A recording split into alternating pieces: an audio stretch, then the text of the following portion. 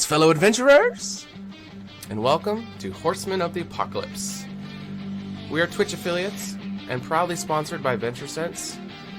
Click the link below, check out their amazing products, and while spending time with us in the chat, obey all the rules and listen to your moderators. While watching our stream, you are earning 2 currencies.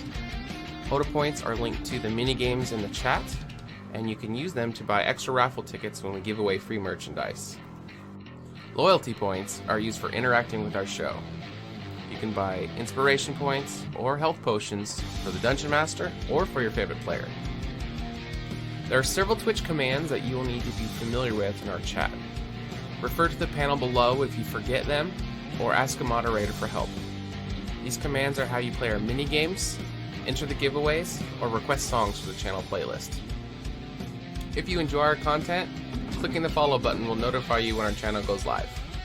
Join the HotA family by becoming a subscriber, and you get several benefits. A custom icon, unique emote, increased chances of winning in all mini-games, access to a private chat room, and free song requests. The following program features adults using adult language. You have been warned.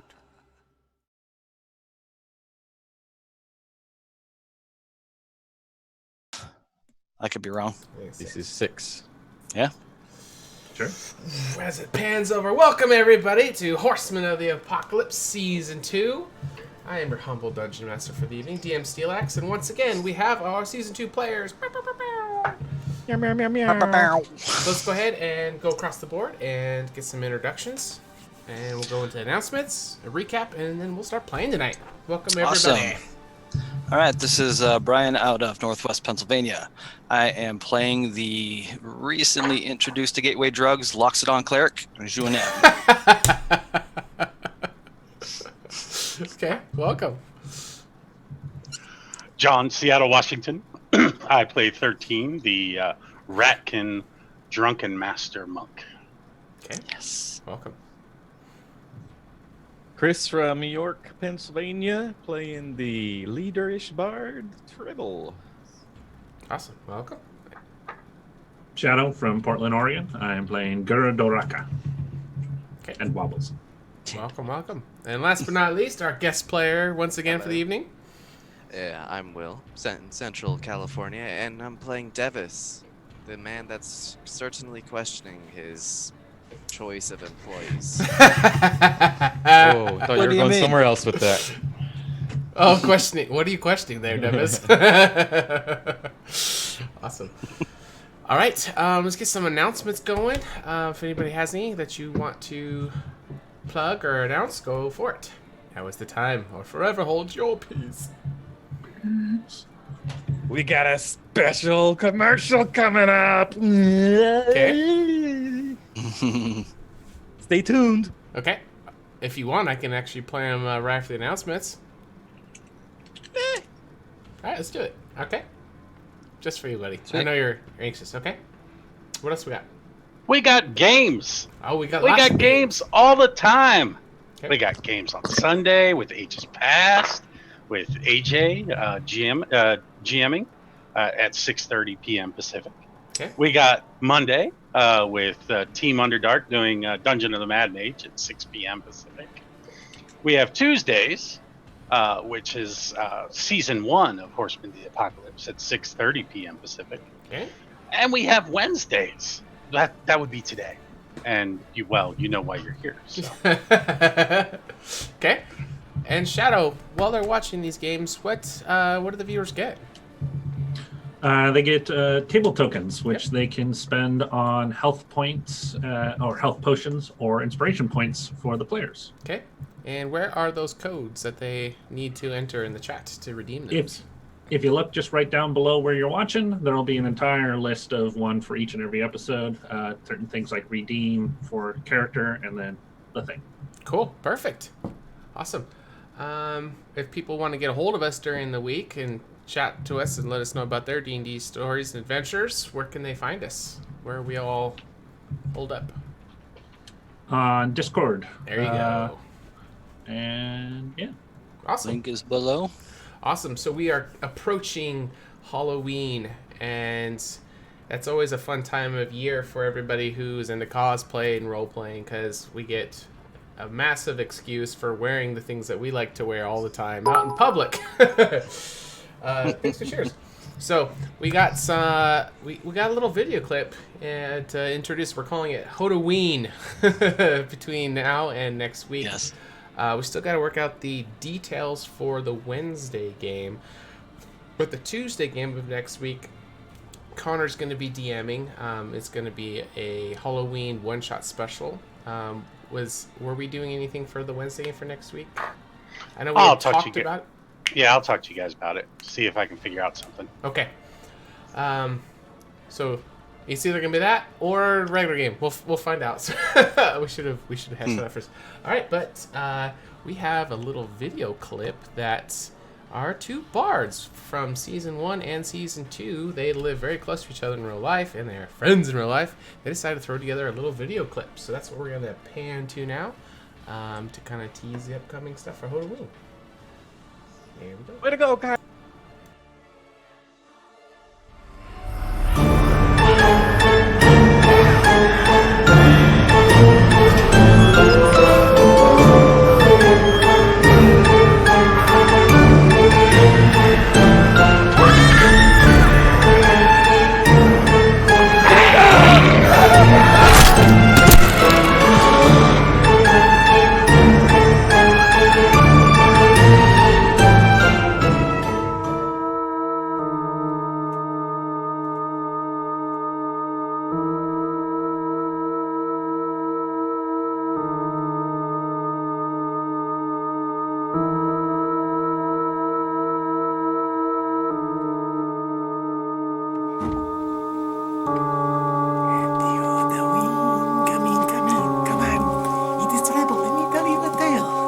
Behold, it is I, Treble, from Horsemen of the Apocalypse Season 2. And everyone's favorite Huffling Bard here, Finley Shenanigan, HotA Season 1. Today, my friend and I are here to tell you a little bit about tabletop tokens giveaway for HotAween Spooktacular Raffle. Isn't that right, Treble? That is right, Finley. We are going to be giving away tabletop tokens to all the viewers that are watching the show from now until the real Halloween. But we are calling it Happy HotAween Week for all the family and friends. HotAween, yeah, right. All you have to do to participate is to watch your favorite Twitch show, Total Tabletop, and accumulate table tokens that can be redeemed to participate in the Total Tabletop t-shirt giveaway. HotAween Spectacular. HotAween, yeah, right. Here's how you play. Watch on Sunday, Ages Past. Monday, Dungeon of the Mad Mage. There, thank you. Tuesday, HotA Season 1. Wednesday, HotA Season 2. Right. And you will be accumulating points just by staying and watching and staying active in the chat. Yes? That would be perfect, meow. So turn into your favorite Twitch channel, Total Tabletop, with my friend Treble, everyone's favorite Halfling Bard, Finley Shenanigan. Enter into the contest to win, and in the meantime, in sending off, Happy HotAween! You know you look a little bit...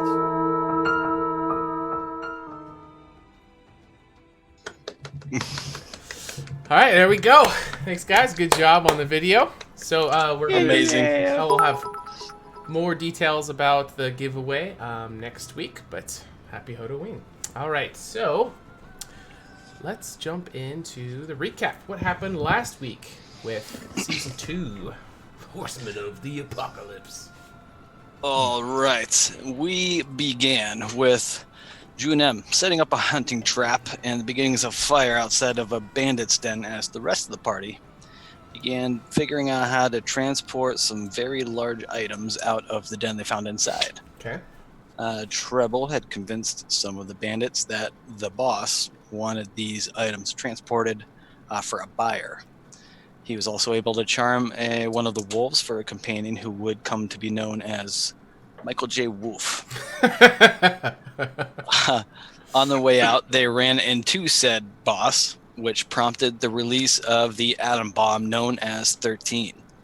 He basically dropped the leader in one round and shouts out, "I'm the fucking boss now," which basically turned out to be true. Few of the bandits stuck around. They made their way out of the den to meet up with Junem, who was the prospective buyer, and with some crafty wordplay, Juju got the idea. The bandits left the menagerie to their own devices with these chests. So the party opened up one of these chests and found 2 very large urns inside. Okay. They depicted some koi fish swimming with some flowing water, and Gur cast Identify on it, which didn't reveal too much about it. So after some lengthy discussion, figuring out how to transport those items, Junem and Gur were to transport each urn themselves, and the rest of the party were going to use some sticks and rope and use them as like shoulder lifts. So when Junem went to pick up the first urn, it began pulsing with this radiant blue magical energy. When Gur touched the other urn, the same thing happened. Blue radiant energy flowing out of them. So the plan was to make their way through the mountain pass that they traveled to get here, to run into Slippery Steve to have him help with these heavy urns. But he wasn't there when they got back to that mountain pass.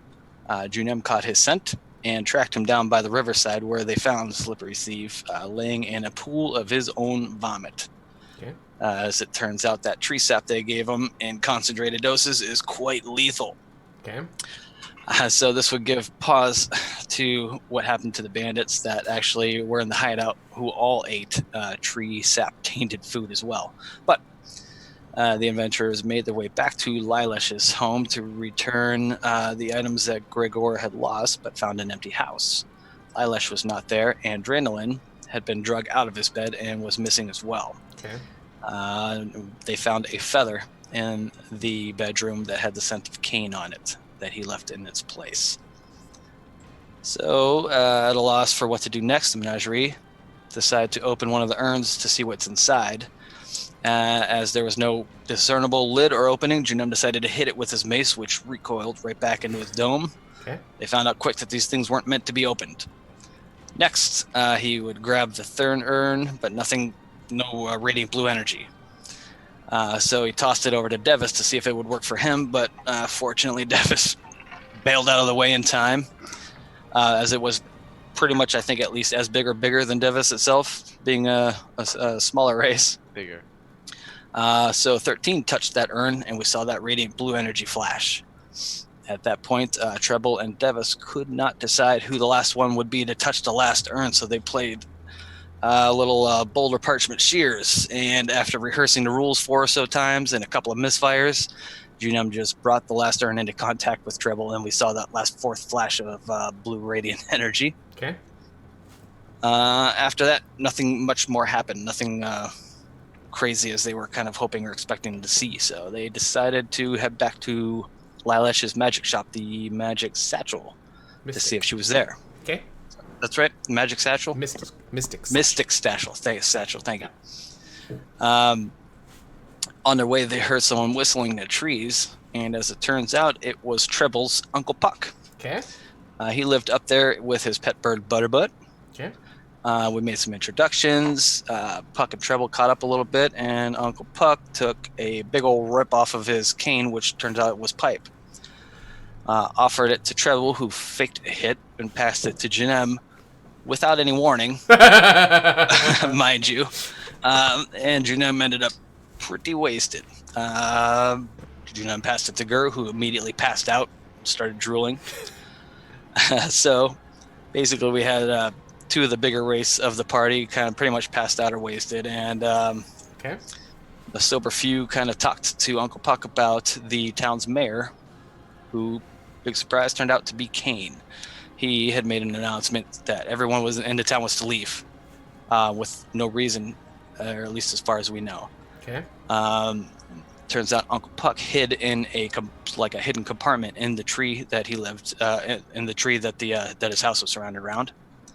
So as the rest of the party slept, Puck actually went up to Lilash's house, got those urns, rolled them back down to his tree, and put them into that compartment into the tree, right? Mm-hmm. And so before the menagerie left, Puck gifted his pipe to Junem, and also a sending stone to his nephew Treble, so that they could get in contact with each other. Okay. And the party made their way to Lilash's magic shop, but someone had beat them to it and completely sacked the whole place. There was nothing left. Okay. So with little left to do, the menagerie decided that the waterfall known as the Goddess's Tears was the last place to check in hopes of solving this puzzle of the Golden Fleece that they had started off with. Sure. Perfect. So, originally, you guys were chartered and picked up by Devis to help retrieve the fleece. The fleece was also being chased down by Lilesh, and she was saying that it had some kind of dormant healing properties that could help save her husband, and that's what set you guys on this path. So you guys have been kind of torn in different directions, trying to figure out how to help her, help the husband. Devis is getting slightly impatient with what this whole thing has become, but still hanging in there, hoping to figure out some answers to bring back to the Shroud when he returns with the fleece. So with Drandolin gone and Lilesh leaving Brandelet to where you guys are uncertain of, the Tears Waterfall is the destination that you guys have chosen to depart to next. And what time of day did we leave off at? Does anybody remember? Late night, actually. We Late slept most of the night. day. Perfect. It's like 10 p.m. Okay. All right. Yep. So it was a probably a needed rest after half the party got plastered, smoking some secret puck spice. So I believe we are just waking up and getting ready to head off, which is going to be north. We had woken up and made our way over to the Magic Satchel already. Oh, that's right. That's Mystic right. Satchel, sorry. Mystic I'll get Satchel. that eventually. That's right. And now you guys are getting ready to depart from there Mhm. to go to the Tears Waterfall. And The Tears Waterfall or the Goddess's Tears Waterfall. Yeah, it's called both. Nicknames. Sure. Yep. Let's see. So let's get a history check from Gur. So we talked a little bit about the Tears Waterfall. Let's kick off the first roll of the night. Yeah.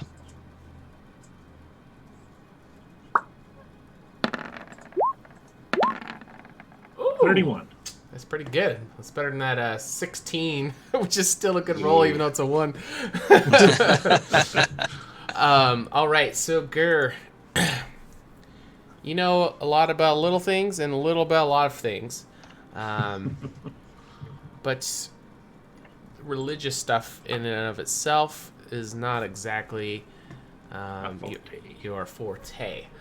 So you do know that this location in question is of messages keep popping up, is of religious significance. You guys message, it pops up on the screen. Oh, sorry. It's okay. Yeah, use Discord. That threw me off. Where was I? Okay, so you know that it has the religious tie-ins, but as far as the historical relevance of it, there was an head priestess of the past, an ancient one, who had originally set up this location. I don't think any of your characters have ever actually been there in their past, but you would know of it having an older reverence and relevance to the temple. It's still visited, but it's not very often. It's more for like ritual purposes. It used to be a frequented place, but that has kind of gone to the wayside over the decades and centuries since it's originally been established. Beyond that, what you would know, Gur, about it is it's kind of a forbidden place for people to go unless it's official temple business. Would I know if it's routinely patrolled or just general forbiddenness, don't go there? Yeah, it's the latter of those two. Yep. As far as they don't maintain their presence there that you're aware of. Don't tell anyone you've been there. Exactly. Let us be on the eye for the local constabulary. Perhaps we are not allowed to go there, if it makes sense. Not allowed to based on whose word? The church, so the current branch of the church, Right. So Actually, Devis, would you know any of this? This area is not my forte, but I have heard of the waterfall. I've never actually gone to it, so I don't know. Let's just try not to desecrate anything while we are there. Treble. what? Be quiet, Tail. Seems fair. Is it? Yeah. I think I've made it known that I'm not a fan of the recent high priestess and her rules. Is that a recent law? From the history. Say again? I couldn't hear that. Is that a recent law from Tabara? Not being allowed to go to the Tears Waterfall? Has that always been a thing? Ooh, good question. I get what you're saying. It took me a second. It's kind of a unspoken rule that's been around for a while. But as far as instances of like, That's kind of what I implied from um, Beer's description right in character. Yeah, Makes sense. it's more inferred. Yeah, but we got a good reason to go, so let's just go. Yes. Should we stop and get a mining pick in case we see some more of those rocks that we found earlier? I don't know about mining pick, but The battering ram was not a good idea at the time. I do have a hammer. Okay. I've been thinking about that. It's been bugging me. You still have that ore piece, right? I do. Okay. Yeah, we all know how good the ball bearings were, so why don't we get some more of those? We picked those up And with where with my fat fingers. were you guys planning on going shopping at? Well, At this point, just grab a question. pick from outside someone's house. yeah. Okay. I don't want to. I mean, at some point they're going to come back, right? You would think. Leave a coin at the door. I don't need a pick that bad, to be honest. Yeah, let's just get on the road. Okay. That seems fair. All right. You know, and honestly speaking, I mean, if the pick is there, it was put there by the goddesses, so you can just take it. Is that how you sleep at night? And, things are putting you away for a reason. Well said, little friend. Okay. So as you guys depart from Brandy Lake and start to head in the direction towards the Tears Waterfall, Is this an extension of the river in Brandy Lake? yes. It flows from the goddess's tears, actually. Yeah, exactly. So you're going to be following this water going upstream. Some parts it widens out, some parts it's more narrow, but it's very meandering and it's kind of cutting through the landscape as you guys are going. And the area which you guys are in right now, the trees are very large, but as you're following it, it'll be several hours trek from where you are to the Tears Waterfall. The trees are going to get smaller very quickly, just like when you guys approached the city, where they all got gradually bigger. It's going to be the opposite of that as you're following this meandering creek. And as you're traveling, it's gonna catch your eye trouble. Just this moment of everyone kind of walking in the water, next to the water, in the mud. But there was a series of footprints of Jew's large Loxodon footprint getting into the mud, and then Gur's footprint inside of that, and then 13 coming along, and there'd be a little rat print, and they all just happen to overlap, and it just kind of catches your attention as you're walking. The three of them just kind of all fitting inside each other, all squishing the fresh mud. Hey, it is quite interesting about the footsteps. Hey guys, check this out, right? Look at this. Does it make like a good art piece? Maybe we could have it as a logo for our group. You could make a mold. Yeah. Can you freeze the water around it and pick it up? It would still melt. It's still water. I know.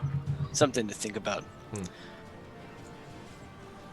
It takes something like that. I don't know what the word is, but I want to say photo. Graph. Okay. Don't Never know. heard Never heard I'm of trying it. to remember it in my head. It'll never So I- catch on. Probably not. I bought sealing wax. Would I have enough to fill in the thing? Sure. I mean, if you really want to, I mean, we could do something. Yeah, it's not like we're in a fucking hurry or anything. Begging your pardon. Let me set up a campfire and melt the wax. On the way back. Yeah, why don't we just commission an artist too to come down and Tremel's like do posing everything like, for like us. this.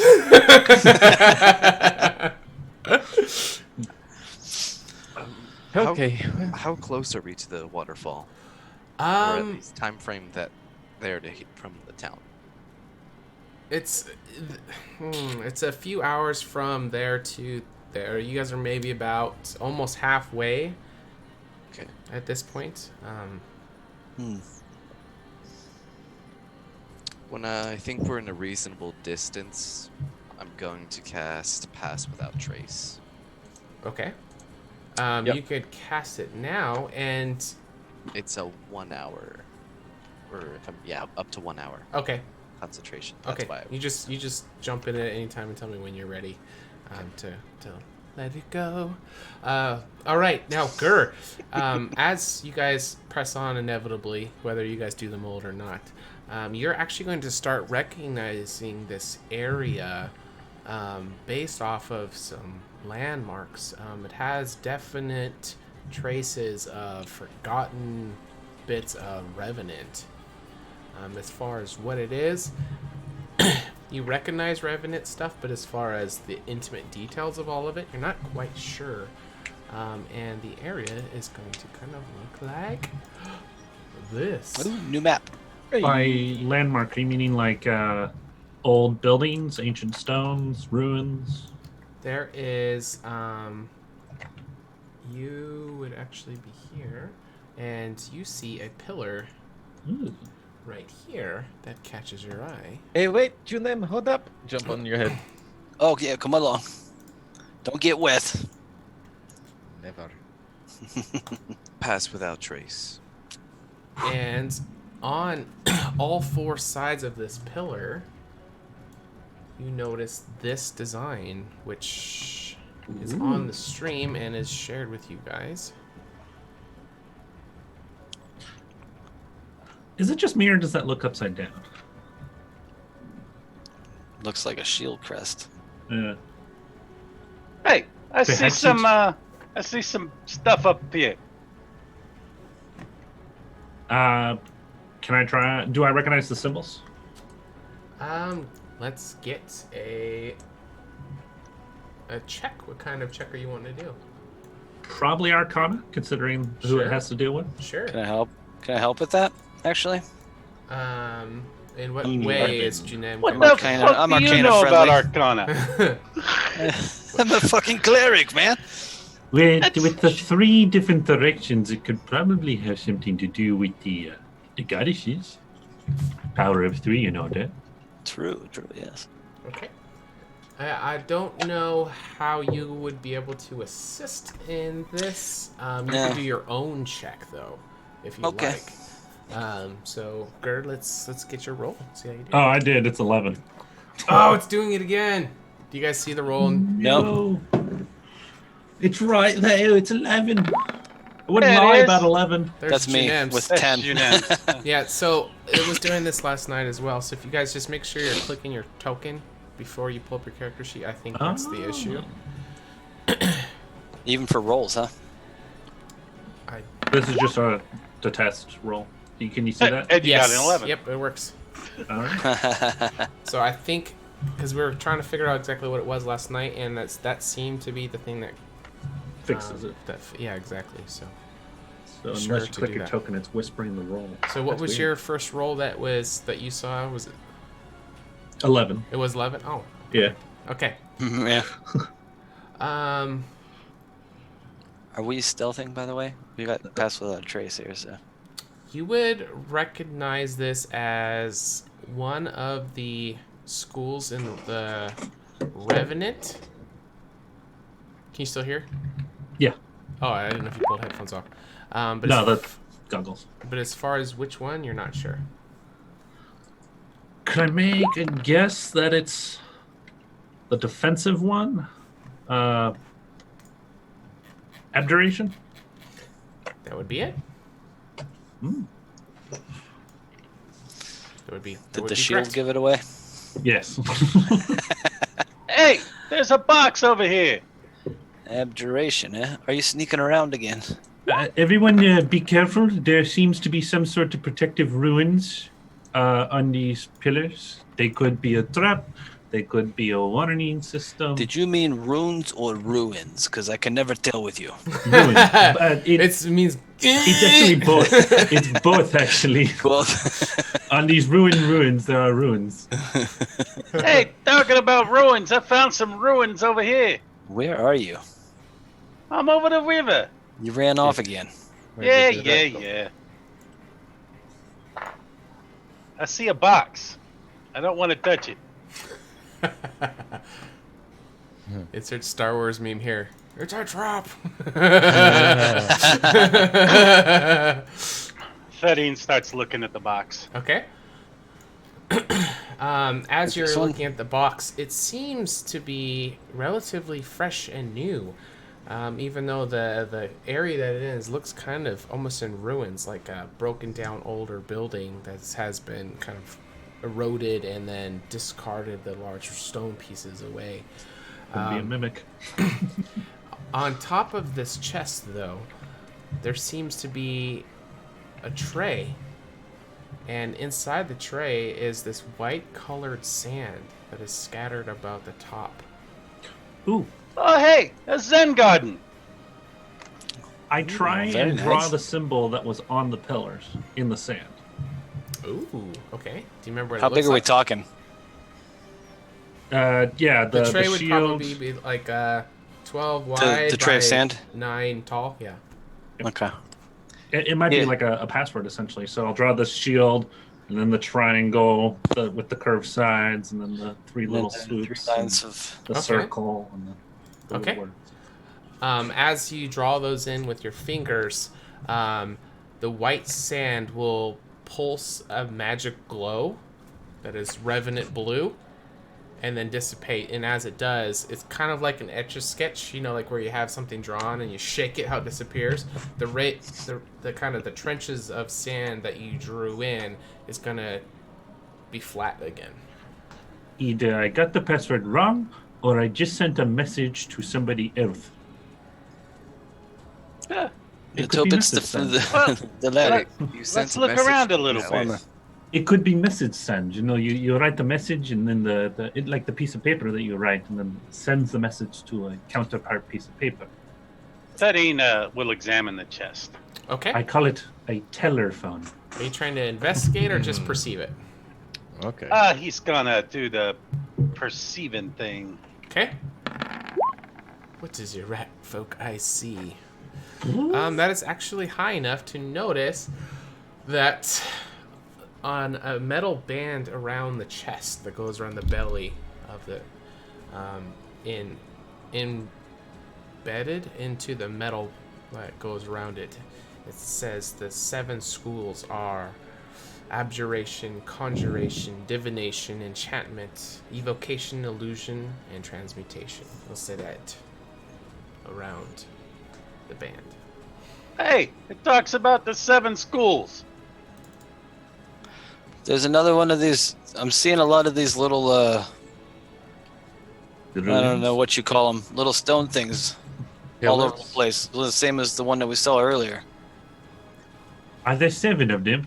I don't know. I see 3, 4. Oh, I found another one. Dirty They're all over the something. place. Piece of candy. Oh, piece, Ooh, of piece candy. of candy. I will check out another one of the pillars, see if they have a different symbol. Okay. I found another one.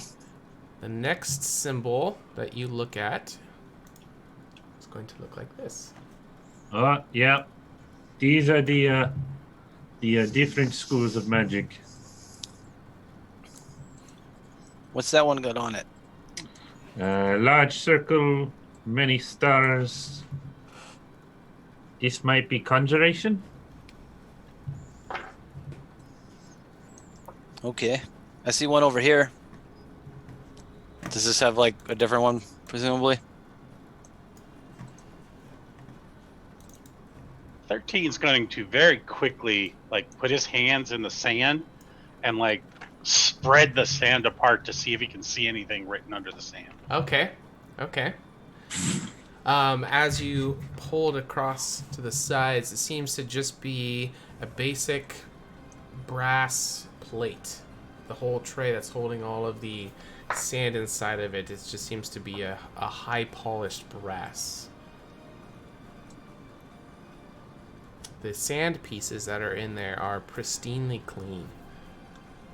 It almost, as you're kind of looking at it, pushing it aside, it feels like sand, it looks like sand, it may be glass, it may be crystal, it may be something, like you're not quite sure of the material of it. It feels just like sand, but it is very, very perfectly clean, and it's clear. Kind of like salted, like how salt is. All right. Yeah, he's just going to continue looking around a little Okay. while everybody else is looking at these pillars. Sure. And then the next pillar, 7 pillars. the next pillar you run into, it will have symbols on it that look like this. Mm-hmm. It looks familiar.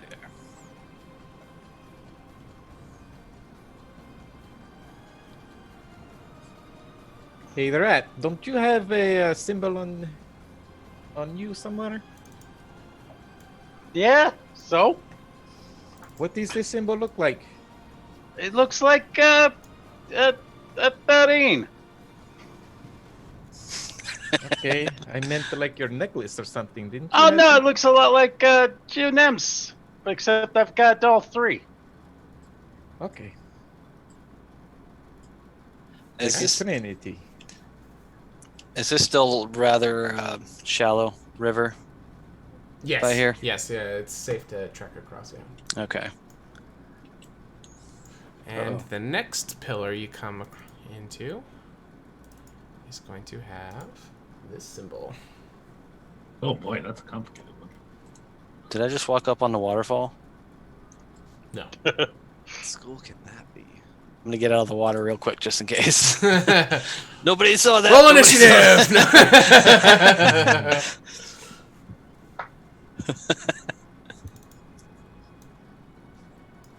Okay. 4 symbols. You guys done putzing around there? And the next pillar that you run into is going to have this on it. All right, that's divination. Yes. Gave it away. The Says the would- wizard. That one is divination. If you call them out right, I'll let you know. That one So is divination, and that one is abjuration. Was I right about the conjuring one? Tell me the number that you see on it. Medallion 7. Was that what was conjuring again? Conjuration. Wow, I'm an idiot. Okay. What's Conjuring conjuration? Is not. No. Okay. And then Transmutation. the other pillar is this one. Wowzers. That one just. It's crazy. That one might actually be the conjuration one. Is there one with like a portal in the center or something? Yeah. That would be number 2. Oops. Ah, come on. What's teleportation? Teleportation is conjuration. Okay. That one. And then the last one is this one. Ooh, Evocation. evocation. Okay. That's a pretty easy one. Yeah. So I got 3. Now we just need to. So. Well, Okay, so the first one was abjuration. Medallion 1 is Abjuration. What Are they ordered on the stones themselves, as in like number 4, 5, and 6? Or are they just randomly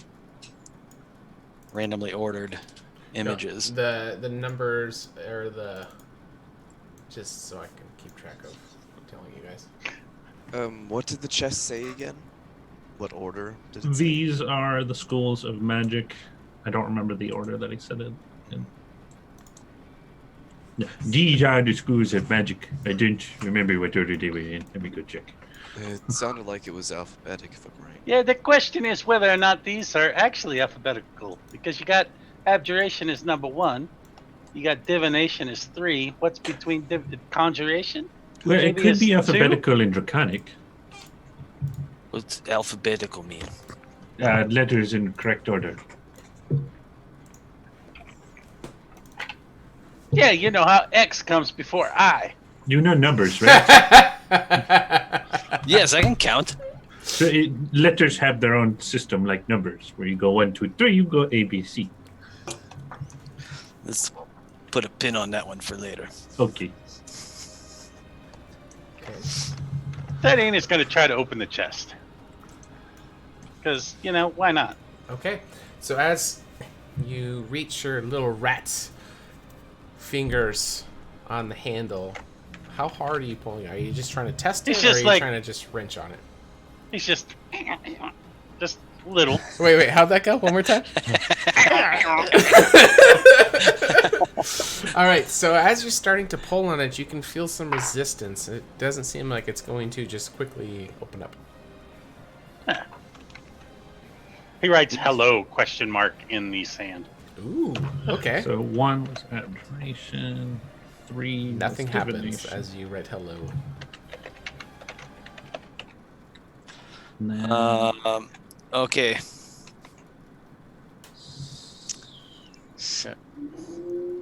5 was Evocation.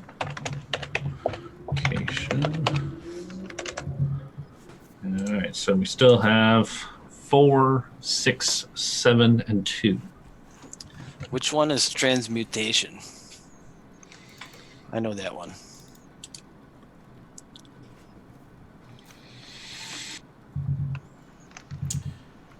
I don't see anything dealing with alchemical symbols, so I don't know.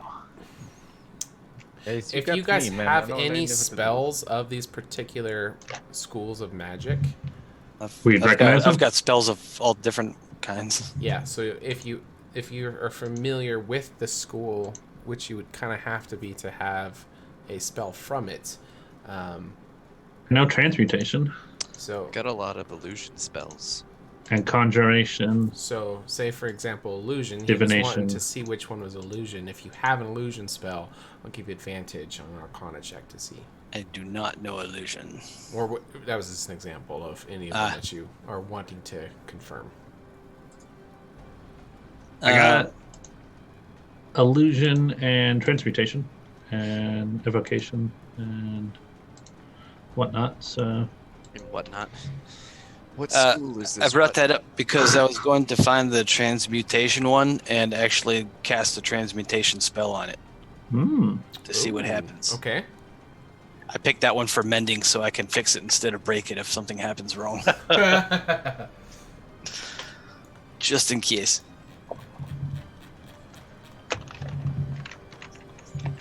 Okay, so you're going to cast a transmutation spell on what? On the one that's the transmutation in the stone. Okay. It'll be mending, so if there's a crack, maybe I'll see if I can fix the crack. Okay. It's going to be the one that is Medallion 7 is the one that's going to react to it.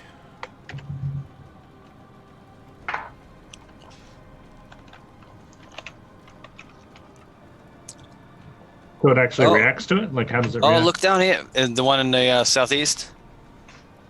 Is it glowing? Yes, as when you start to cast the transmutation spell, the glyph on the side of the obelisk is going to react and start to glow the revenant blue color.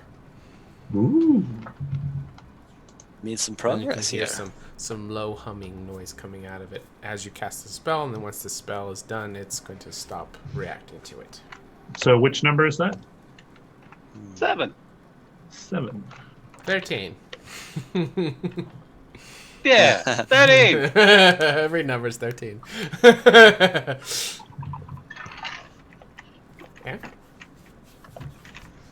So That would leave 2, 4, and 6. 2, 4, 6, 8. And we So know which ones are the illusion, transmutation and the enchantment enchantments, and yes? conjuration. We got any more minor spells? Let me check what I got for minor spells. I have 2 cantrips that can be enchantment and transmutation. If I that have helps one that anybody. could be transmutation as well. I've got a It's divination probably the cantrip. same one. Prestidigitation. Yep, you can say it better than I can. Prestidigitation. I should have shape water. Okay. So yeah, I don't know. guess we'll go around doing prestidigitation on the other ones.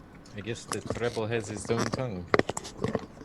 On all of them, or just the one that it applies On the to? ones that we aren't Right. sure of. Oh, yeah, that's fair. Well, So, you don't want to do the wrong three one of on the them. wrong stone, ideally. Ideally. Okay. What do you guys So want you're to just going to go around all willy-nilly and starting casting spells? Ideally. I don't know what Dilly happened. dilly. Dilly dilly.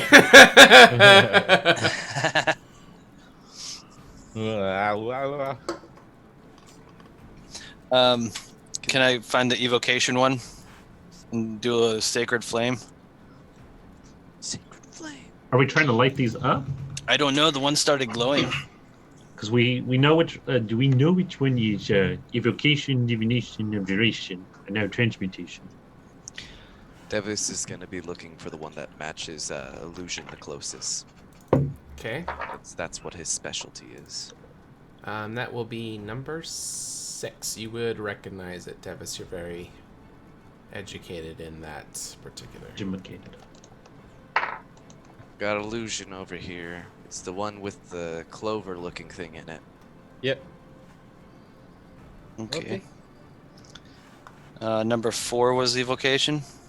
Right. Slide Or no. on up to Davis. Number 5. 5. 5. Yes, 5. I'm writing these down as we find them. I'm trying to as well, but I can't write very well. So that would leave conjuration and Enchantment enchantment. I'm just gonna say the one with the swirly thing in the center. is probably conjuration. It's Agreed. probably Okay. Does anyone have conjuration spell? That one is correct. Not prepared. Ooh. I take wobbles and I put him on the conjuration one. Okay. There you It's go. conjuration spell. Yeah, that'll work. That's awesome. Good job, Movers. I forget I had conjuration spell. Oh, How could you forget Wobbles? I didn't forget him. I just didn't think of him as a spell. he's a real pop or a real boy. He's a real boy. how does this look when you like just take wobbles to the stone? Do you just grab him and just like? I just squish him right into it. Sorry, Did glares that at work? me. Is it glowing now?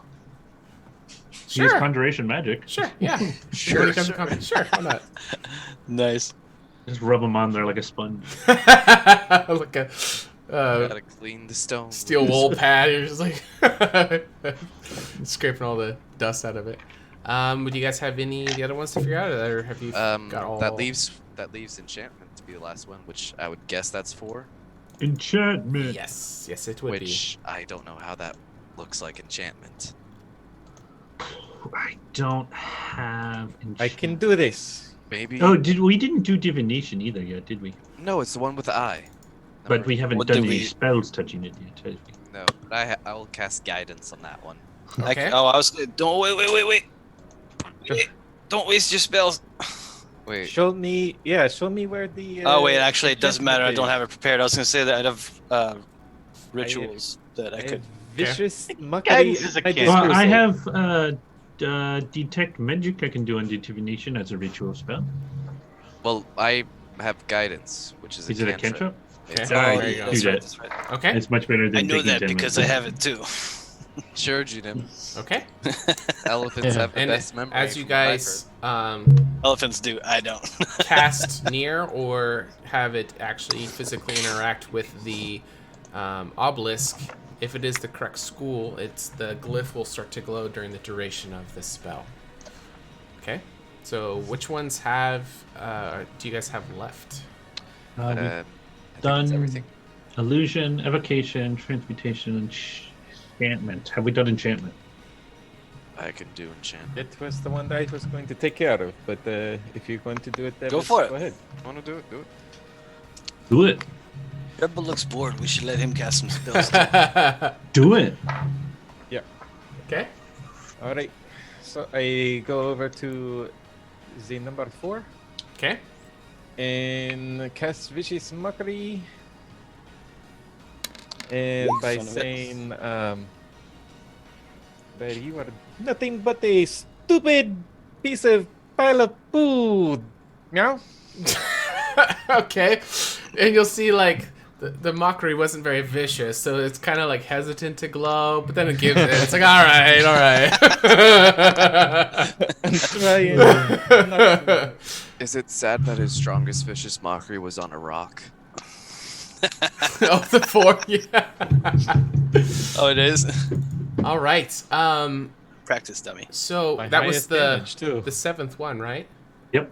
Okay, so 13, while you're sitting there kind of doodling in the sand, your necklace, your Unity necklace, is going to, just for lack of better words, kind of feel like magnetically getting drawn towards the chest. It's kind of like physically moving towards, but the chain around you is withholding it. It seems to be drawn to the chest. What are you He going to do? like touches it. It's going to touch the chest? Yeah, with the medallion. Okay, so as soon as the medallion comes into contact with it, the lid of the chest is going to explode open, but it's not going to hurt you. It's actually kind of a pleasant surprise as it comes open, and everything is going to flush white for you. But none of you guys are really going to notice it. It's this big ordeal, but it's very bright. Not like harmfully loud, but it's loud. It's going to kind of rapture you in the moment, 13. But none of you guys are going to notice it. None of you are going to really see the light or hear anything as you guys finish the 7th spell on the 7th pillar. And 13, you're going to kind of experience what you would maybe think of kind of like a dream or a spirit walk or something. But There's not a harpy in there, is there? no. Oh yeah. Oh, that's Damn, amazing. Hoppies. I mean, there are Um, happy explosions. You're going to get a very, very faint, distant picture of Alishar. You recognize her image from different statues and stuff like that. Obviously, that's not your goddess of choice, but you do recognize it. And you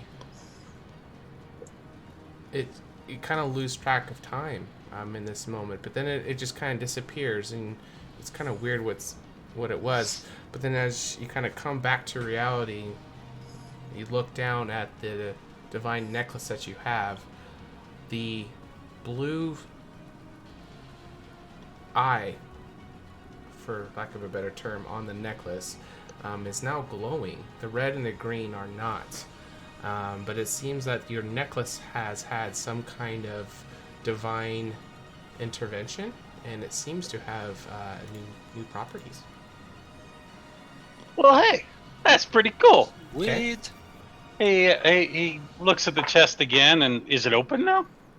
No, the chest is closed. It looks like it was never disturbed. When it burst open, all the sand would have spilled off. Yeah, yeah. But the sand is still there. It's almost like it never happened.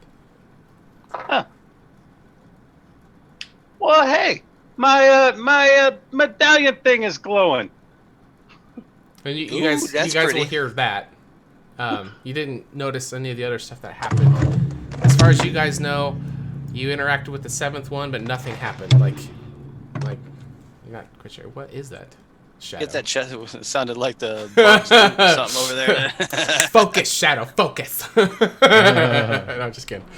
My lighting fell over. But can't 15. figure out how to open the dang box. Does your necklace normally glow? No. That's interesting. Hey, shit happens. How much time should we dedicate to this chest before we move on? How about we just draw the symbols in the sand in the order of the schools? If nothing Could happens, work. we can move on. We can see if it works. You tried one already, correct? It did it with abjuration. Why not just try it with the rest? So 13, you remember all that happening, but it seems like the chest never actually opened. You know what I'm saying? Like, Yeah. yeah. Okay. Yeah, he's keeping that to himself. Oh, okay. Keeping. Does the box Hello? appear to have a lock on it? No, it doesn't. No keyholes. It almost kind of opened, but it's it just didn't seem like it was one to completely open. Maybe can it help it requires out, stronger spells. Hey, what is up? I slide up to the group. What is up with your necklace glowing there, Red? I just said it was glowing. Yeah. If you I mean, give me I a couple heard of it. seconds, I could try something. So, like, is that something that you touch when you like fall and you can't get up or something? No, I just keep up, man. I get knocked down. But I get... Sorry, go ahead. Theme song Okay, for the like menagerie. 13. 13, do you mind if I touch your necklace for a few minutes? Sure. I'll do ritual identify on the necklace, not on this cloak. Okay, so as you are casting Identify, you seem to notice that now the necklace that he wears holds a charge of the spell Shield. Was your necklace perhaps enchanted at any point previously? Not that I know of. When I woke up, it was there. Well, it is currently enchanted with the spell Shield. And you would... It'd be inferred to you that that's why it's glowing, and that it has a once daily cast stored inside of it. A pretty That's powerful spell, actually, because it recharges every day. Hey, what Gur's spell is noticeably it there? getting jealous. His Gur's chin just drops. I'm just- Oh, look, Now a we squirrel! cannot cast Mine. spells! Well, it's cool.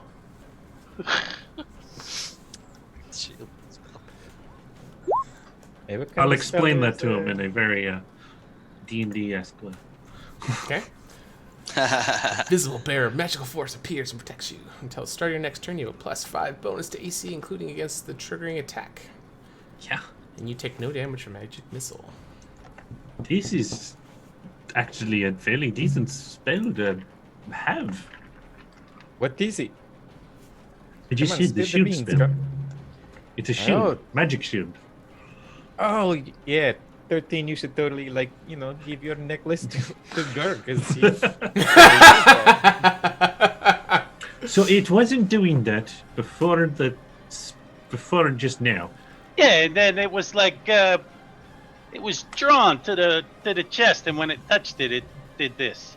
Junem, do you have a necklace as well? I do not. Do you have any sort of religious holy symbol? I do. Stand here. Let's go do that again. As you guys go through the... That's what's on his plate on his Sure, on the yep, front yep. his trunk. Does it look like Gur has gone crazy? No, A little bit, yes. Yeah, we can fast track this. You guys go through, and it's gonna spend spell slots, to do them all again. Most of those were cantrips or Yeah. ritual Okay. spells. So. Okay.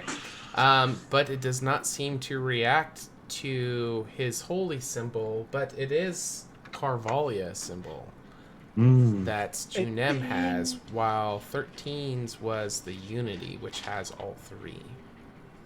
Do we have any more unity symbols? Gur, yeah. But if we could get this for Catch your everybody, breath. Catch your breath. maybe it's a Gur. once a day thing as well. Gur. Gur's just like trying to figure this out. Around in It's circles. the middle of the night, and we're trying to get somewhere. Oh yeah, Calm it is down. dark. Speaking of which, Yeah, I mean, we can always check it out on the way back. Yes, let's do That's that. fair. And we'll find another Trinity symbol on the way back. Yes. It's a Unity, not Trinity. Yeah, same thing. Oh, we'll have a I've talk. heard it both ways. There's 3 of them. They're Unity. Yeah. And you have to believe for it to They hold just any mumbo power. jumbo. It's magic. I do believe in fairies. I do. Speaking of magic, there was we can follow the river up a little bit more. I believe the waterfall's right up there. And that's gonna be stuck in my head all night. Yep. That's great. Okay. I don't know. This sounds a little bit underwhelming from the stories. Yeah, I mean, that's just a bump in the water. Yes, Well, it does go on further. Oh, that's okay. that's not it. That is not it. No. Better not be it. Ha! Unimpressive. Underwhelming, yes. No, that's not it. This is not going to make a tourist destination. Right. Maybe that's why they didn't want people to see it, because it just wasn't actually that great. They must not cry very often. All right, so as you guys work your Holy way up shit, further, I'm huge on this map. that's what she said. All those it's- gains. So you follow It's a necklace. follow the water, and it Um, kind of diverges from the path, and these large stone stairs are going to kind of serpentine up to this platform area. And you Fedine can is going to climb up on top of Junem and get a ride. Okay. Back up. Don't. Stop. Shh. Stop. 13. If you cast shield while you're on my back, does it count for everything? Or I just, don't know. We'll try it out later. Yeah. Wait, don't go any further. I cast Blessing of the Trickster on Junem. Do we still have Pass Without Trace? Did we spend an hour running around trying to... I hope not. We probably don't anymore since we We had get a the- lot of ritual spells, Yeah. so I would Yeah. say no. I think What I the- see someone down there. How Okay. many do you see? And you can I see hear one.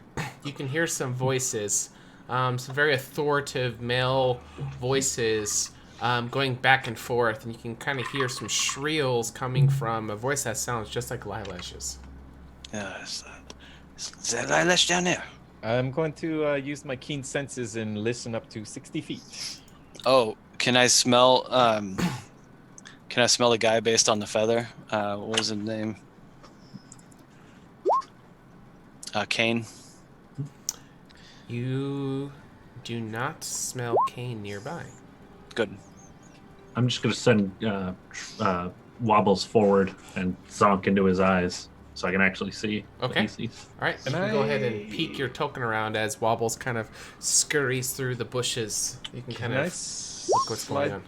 Can I slide through these bushes here and listen in? Yeah, give me So what they're a saying? stealth check. I did just cast Pass Without a Trace again. So Okay. plus Hey. 10. Plus 10 to your It's hard to stealth fuck check. up a pass without a trace. Stealth Yeah. check. There you go. 25. I'm gonna probably do the same thing, Okay. especially if I'm getting... Don't Hooked forget up to click here. your token, guys, before rolling or opening up your character sheet. Mm-hmm. Good thing we hit Pass Without Trace. So you both got 21s. Yeah. I got Pass Without a Trace and Blessing of the Trickster. Oh my You god. can't mess this up, Junim. You can. It's just. Wanna bet? You look over at Junem, he's got a fucking ninja suit on. He's like tying the bandana off. His tusks are black. Like black war paint bitch. Did you buy Shine Away for your tusk? Working right. It's the darkest black I could find. Vanta Black. It's as dark as my soul. Why is there two 213. 13s? Okay. Is this like steps as in I could probably maybe hide behind them? This I- you're doing what now? I believe that's a drop off right there. Like a big one? Yeah. That is, yeah. So the reason the dynamic lighting is there is because it's higher than what you can see, so it's blocking off. So those stairs were coming down to this platform. Gotcha. this landing that you're on now. I'm just looking for a way somewhere I can hide my fat ass. The bushes. Yeah, the shrubbery line here is definitely large enough to conceal your fat ass. Your stealthy fat ass. Okay. Has everybody done their checks Fucking that ninja. want to do them? Well, I'm technically back here laying with my eyes just white. Oh, you're warging. Spaceship That's right. stayed Yep. with Gurr. Okay. So my body's just on the steps, left by everybody. There's like a bird pecking at my face. Seagull. Okay. Seagull. Yep. Mine. Alrighty. 9? Curse the blue circle. All right. So as you guys are all hunting I'll go back. wabbit as you're going through the bushes. If I realize that, I'm going to go back up. Yeah, with I'm Gurr. dragging. Oh, okay. I'm dragging Gurr. Down the stairs. Down the stairs. Down the stairs. He got it by his ankle. Don't He's worry. passed out again. Don't worry. Pass without a trace doesn't leave any trail behind. Okay. So as you guys are all hunkered down, you can see that there are 3 temple guard that are in full plate armor, and they have these large pikes. Their armor is a mix of gold, brass, bronze, white paint. They have this big plume that is kind of a goldish white colors that are intertwined that's coming off their head, and they seem to be apprehending Lilash as she's starting to screech for help. And she had a wooden bucket that was tied onto a rope that looks like she had lowered down into the pond of water up ahead and had brought it up, and it is knocked over, but there's still some water inside of it. And you can hear her, "What are you doing? Let me go! I didn't do anything wrong. Please, I need this!" And then one of the guards is going to tell her, "Silence!" and is going to backhand her, and it's just going to knock her completely back as one of the guards grabs her wrist as she's falling back in the air.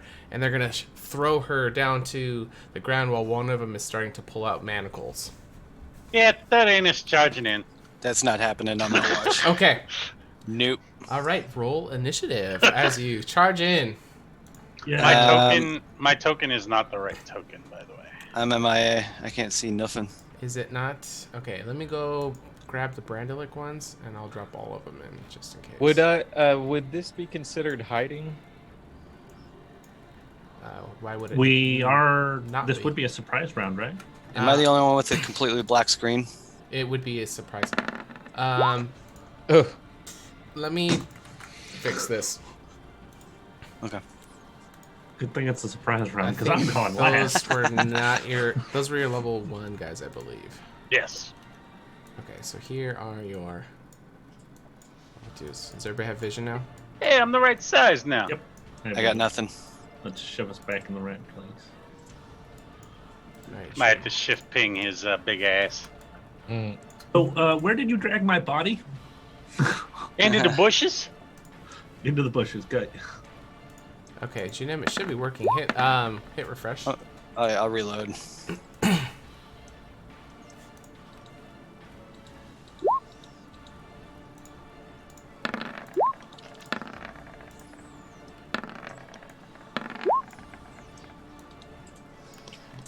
get everybody loaded in here. oh, it was almost a 20. I'm still all on a black screen.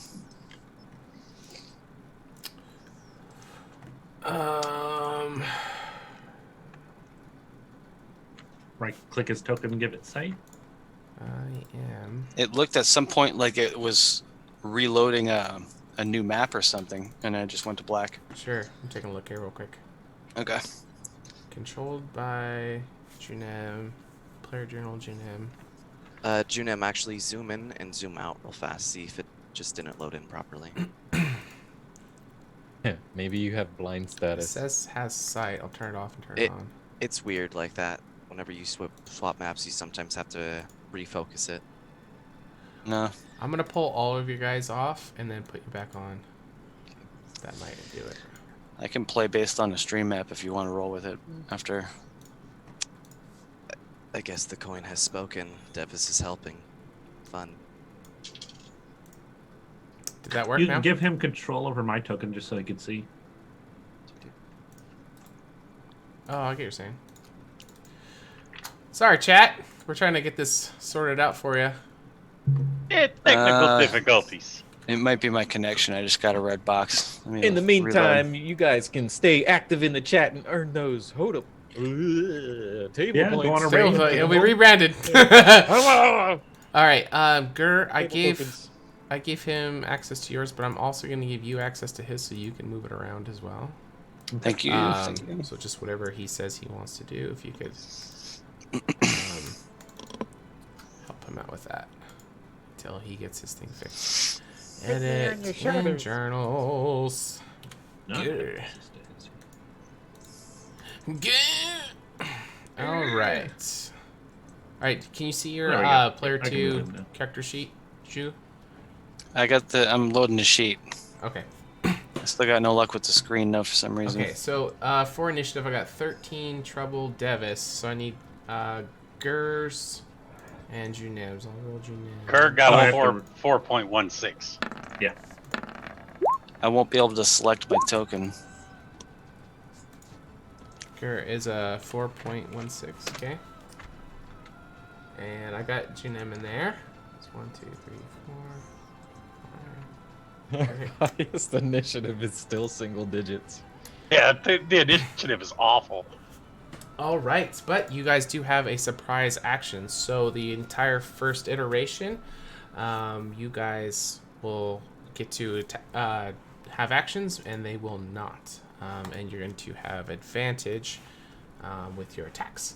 So the first person in the party in the initiative is going to be Devis. So what would you like to do?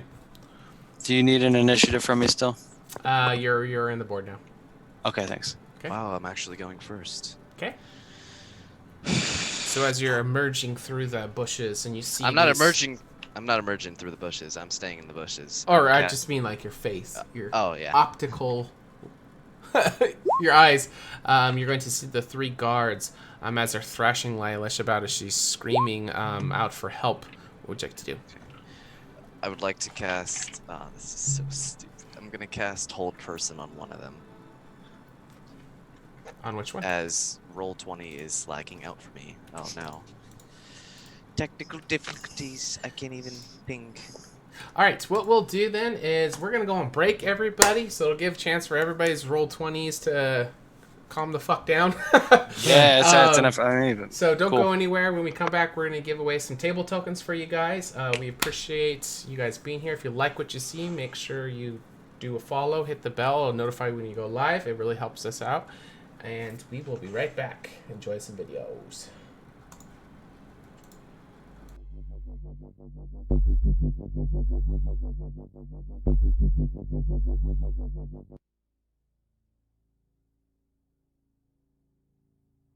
My name is Julian. I have become a conscientious protector for those who cannot protect themselves. Odd things have been happening since Ilundra disappeared. The tides fell out of order during the first eclipse, and the females of my tribe have since become ill. Being from a nomadic coastal tribe, this is very concerning. That is what brought me to Corvalia's temple, in search of answers. I was there when the first horsemen arrived, and it was then that I knew the full extent of my destiny. I seek the knowledge to allow my tribe to survive and flourish. I seek the answers to the goddess's disappearance, and I seek the means to prevent the devastation of these horsemen from ever happening again. Behold, it is I, Treble, your adventuring leader-ish bard, here to tell you a quick tale. That was a tale joke, meow. I grew up hidden from the world as a result of an unlikely love. Mama Tabaxi taught me important shrub values, and Papa, Tinkering Gnome, sent me off to Banff to get my lust for music and magic out of his fur, meow. It was there I excelled through my training, made some friends, some enemies, and fell in love. But it all came to a halt when I caught wind of my mother's death.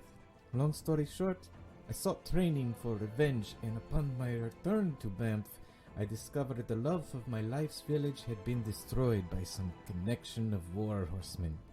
I fell to pieces, and at that moment, I wanted to end my life.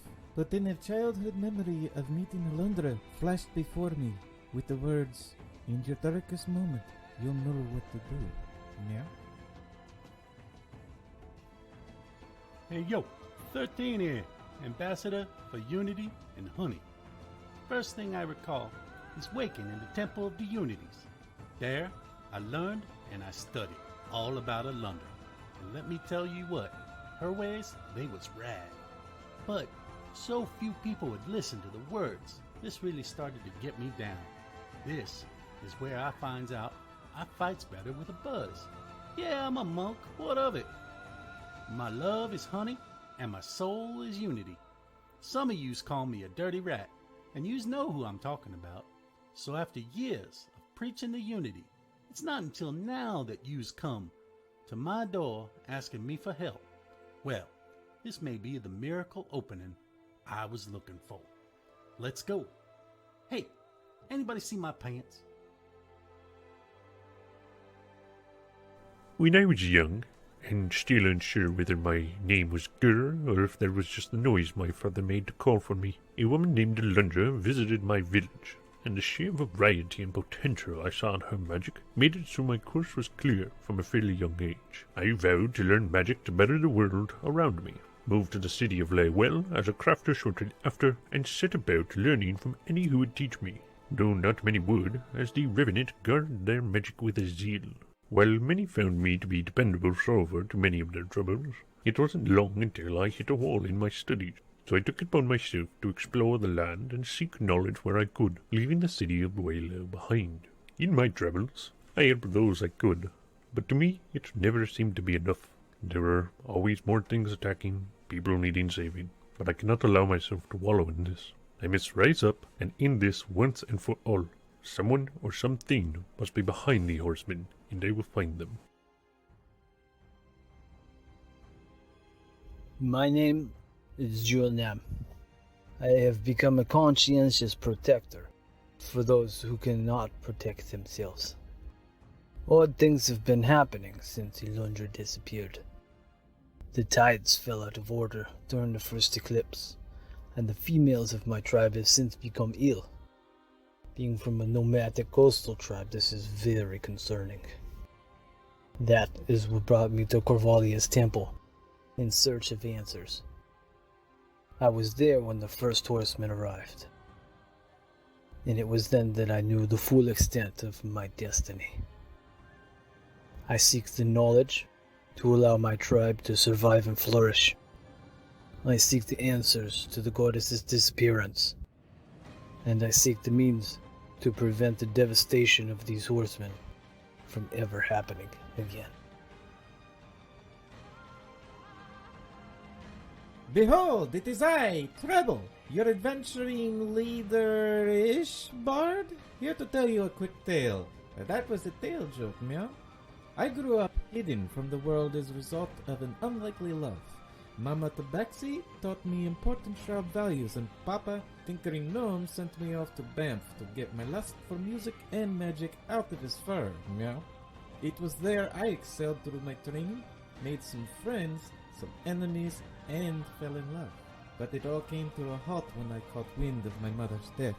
Long story short, I sought training for revenge, and upon my return to Banff, I discovered the love of my life's village had been destroyed by some connection of war horsemen. I fell to pieces, and at that moment I wanted to end my life. But then a childhood memory of meeting Alundra flashed before me with the words, "In your darkest moment, you'll know what to do." Meow? Hey yo, 13 here, Ambassador for Unity and Honey. First thing I recall is waking in the Temple of the Unities. There, I learned and I studied all about Alundra. And let me tell you what, her ways, they was rad. But so few people would listen to the words. This really started to get me down. This is where I finds out I fights better with a buzz. Yeah, I'm a monk, what of it? My love is honey, and my soul is unity. Some of yous call me a dirty rat, and yous know who I'm talking about. So after years preaching the unity, it's not until now that yous come to my door asking me for help. Well, this may be the miracle opening I was looking for. Let's go. Hey, anybody see my pants? When I was young, and still unsure whether my name was Girl or if that was just the noise my father made to call for me, a woman named Alundra visited my village, and the sheer variety and potential I saw in her magic made it so my course was clear from a fairly young age. I vowed to learn magic to better the world around me, moved to the city of Laywell as a crafter shortly after, and set about learning from any who would teach me, though not many would, as the Revenant guarded their magic with a zeal. While many found me to be dependable solver to many of their troubles, it wasn't long until I hit a wall in my studies, so I took it upon myself to explore the land and seek knowledge where I could, leaving the city of Waylow behind. In my travels, I helped those I could, but to me it never seemed to be enough. There were always more things attacking, people needing saving, but I cannot allow myself to wallow in this. I must rise up and end this once and for all. Someone or something must be behind the horsemen, and I will find them. The following program features adults using adult language. You have been warned.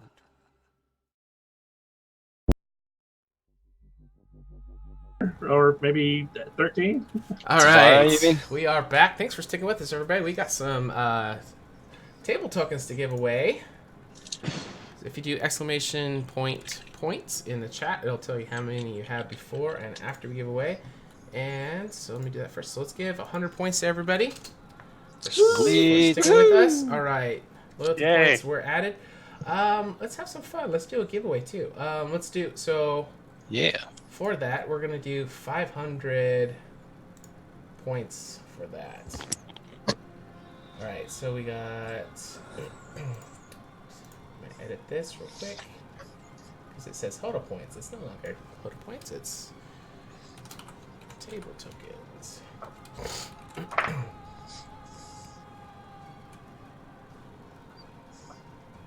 Okay. Alright, everyone can enter in. Start giveaway. Alright, so you will do exclamation point. What do people type in to get in there again? There we go. Raffle. Exclamation point raffle will enter you guys in. We're going to do 500 table tokens. Still says HotA points if I fix that. So everybody is welcome to enter in there. So we'll leave that open for 60 seconds and then we will close it and we will draw from that. So you guys can use the table tokens to buy the players health potions and inspiration points and sanity points. Will help later on in the campaign. They don't have those yet. Oh yeah, now we're getting some people entering in there. Woo. Right. Good luck, guys. Good luck. Yes. May the odds ever be in your favor. Hopefully the odds are in our favor. Alright, we got Black Bog, we got Forin, we got Recon, we got Mau. Guys, his names are killing me. CIO 88 Spy Gunner. Basically just Arnold Schwarzenegger talking. Alphabet Soup. Chubby just jumped in there. Hey, why not? You guys are welcome to jump in there, and then you can. I could use some more points. You can also, if you win, you can keep them, or you can handpick a viewer to give it to as well. Okay. All right, there's still a few more seconds left. We got 10 people in the raffle. Again, it's exclamation point raffle. We got 11 people in there. And we'll do this, and we'll jump back into the game. Oh, we got a heist going too. So if you guys do exclamation point heist, it's one of the mini games in the chat. You have to have some points to enter in that though. All right, let's close entries, and let's pick a winner. All right, Bard, give us the drum roll, please. Ow, my fucking cat just scratched my leg. Of course, Shelby wins. Of course he does. So we minus 5 million Crazy. from Chubby now? Yeah.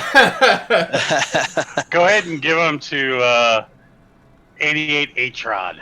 All right. Congrats. Nice. H-Rod 52. I'm going to add 500 points for you. I once had an 88 Thunderbird. It was one of my favorite cars. All right. So I was going to give them to HotA Mama, but she's not here. So. All right. So he has 114. So I'm going to change it to 614. All right. Awesome. All right. Congrats. All right. Back to the game. All right. So we rolled initiative. We were on Devis's turn. During the break, you guys were talking about what you wanted to do with the surprise round. So take it away, boys. So Devis is gonna pull up his cloak and put on his like bandana to cover his face, and he's going to use his channel divinity. Okay. Should fill up my water on break. Invoke duplicity. Second layer. As an action, you create a perfect illusion of yourself that lasts for 1 minute or until you lose concentration. Illusion appears in unoccupied space. You can see within 30 feet of you. As a bonus action, your turn, you can move. Okay. What are you trying to create? Creating a copy myself over there, and it's going to try to catch the attention as I'm going to try to throw my voice to make it seem like the illusion is yelling at the guard number 1. Okay. So how are you going to go about trying to throw your voice? How are you doing that? On my magically or just no? I'm physically. Devis is gonna move through everybody because he's a small individual, and he's going to just throw his voice in the same direction. Yeah, like pick it up and chuck it. No, I'm just kidding. All right, so give me a sleight of hand check with advantage, and this will be to see how well you're able to. Sleight of hand or deception? Either one. Performance. Performance, whatever. I don't care what skill. Give me a skill check to see. Make it work. All right, 19. Ooh. That will be good enough. So, what are you going to say from your ventriloquism act? Hey, you fucks, leave her alone. Okay. He's going to be over here, and it's going to be like taunting them towards him. Okay. Anything else? That is everything he can do on his turn. All right, 13. So you see a second Devis appear, and he's starting to talk shit towards the temple guards that are surrounded by eyelashes, are thrashing her around. What would you like to do? Thaddeus is just going to step out, and he's going to be like, hey, leave her alone. Okay. And then he's going to take the dodge action. Okay. Are you trying to do any kind of intimidation or? No, he's just calling out. Just free action. Okay. And you're gonna prepare the dodge as a reaction. No, he's just taking the dodge. Oh, taking dodge action. Okay. Okay. All right, Trouble. So you see 2 of your party appearing to step forward. What would you like to do? I'm staying hidden in the bushes to see what goes down for right now. Scaredy cat. I got the crossbow ready to shoot as soon as there's some action. Okay, so you're preparing a reaction to fire your weapon. All right, next will be Junem. Oh, Jesus. I mean, oh, shit. Nobody's going to do anything, so I'll stay hidden, actually. Okay. And Gur, so go ahead. Yeah, I was gonna say I'll hold a sacred flame in case shit hits the fan. Okay. It would just go to the nearest one. To whoever is closest. Okay, whoever moves first. Okay. Gur, so I think last you were still working out into trouble. Working out. Or wobbles. Yeah. through wobbles. Trouble. What would you like to do? Wobble Gur is going to go in. Pull out rapiers and charge. Wobble Gur is going to try and climb inside of their armor. Oh. Like up one of their pant leg and then into their armor. Okay. Where they can't get to them. Give me. He's looking for nuts. Acrobatics with disadvantage, as Wobbles is not proficient at armor delving. Alright, let me just check out the squirrel stats. What is the squirrel? Hey, they have acrobatics. Wow, they have a +5 in acrobatics. Hell yeah. Okay. Squirrel. All right. Roll 1. Roll 2.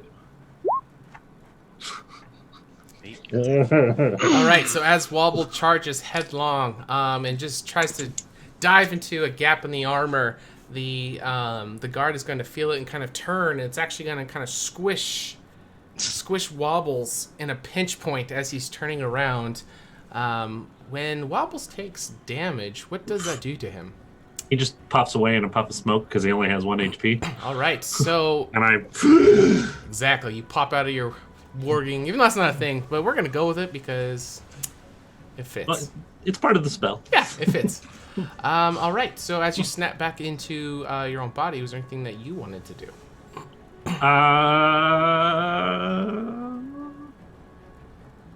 For readying an action, can I ready spells? I believe so, yeah. AJ redeemed an inspiration point. Yay! Then I'm just going to prep magic missile in case things go bad. Okay. So if combat starts, magic missile. And he redeemed treble and HP potion. Hey, thanks, Right, man. spend those table tokens. And looks like you guys are all topped off. I got ones I got to use it. All right, let's get dirty, guys, because I want to use my points. All right, let's go. All right, so that would end the surprise action. So this guard is going to step forward and is going to 13. You stepped out, right? Yeah. 2 individuals. 20 feet. Holy crap. Alright, I need to do some measuring here real quick.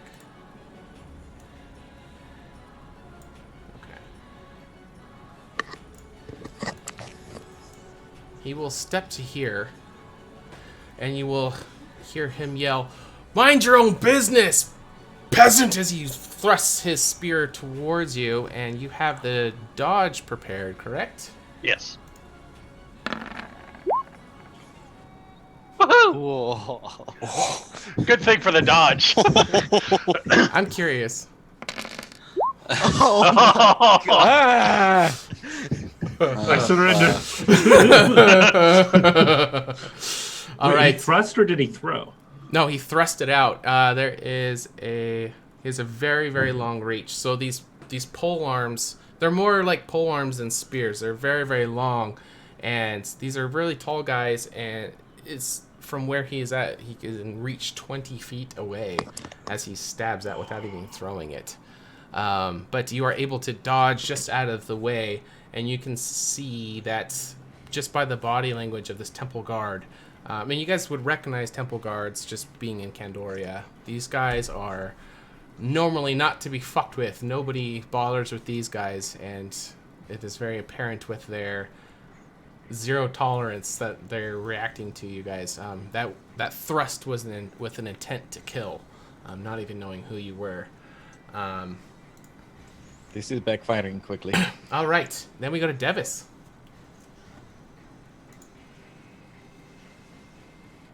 Treble's gonna whisper to Devis. This is not looking good, man. I don't think we should be fucking with these guys at all, meow. I agree. I don't think we should be interfering with this either. And you can see Lilash starting to get up, and she's wiping blood off of her cheek from when the guard backhanded her. It looks like there's this blood coming out of her mouth. She's starting to wipe it up, and she can see you guys kind of encompassing around, and she's kind of caught off in the moment, but she's slowly reaching over to the water, the pail of water that was tipped over, and it kind of looks like on her face, she doesn't say anything, but she's kind of caught in between, like, begging for help for you guys, but then also kind of the look of like, get the fuck out of here, but she wants help. So she's doesn't say anything, but you can kind of see the duality that she's wrestling with. Devis, what would you do? Run away! Devis is just. Devis is gonna pull out something that he's been saving for a bit. He's not gonna use it yet. He's just gonna get it ready for when it happens. A ninth level spell. No. I pull out the wish spell. Yes. It's a gun. Yes, meteor swarm. No, Devis hit the floor. Devis pulls out his flask. No, I pull out a flask and an alchemist fire. Okay. My hands. Okay. Just get that ready. Okay. And my clone is gonna look like it's about to cast a spell as well. Okay. Some big, powerful spell, probably, I'm sure. All right. You dirty rat. Well, that was not very nice, and he'll charge forward. Okay. Now, you also do have that shield spell as well. Mm-hmm. Just throwing that out there.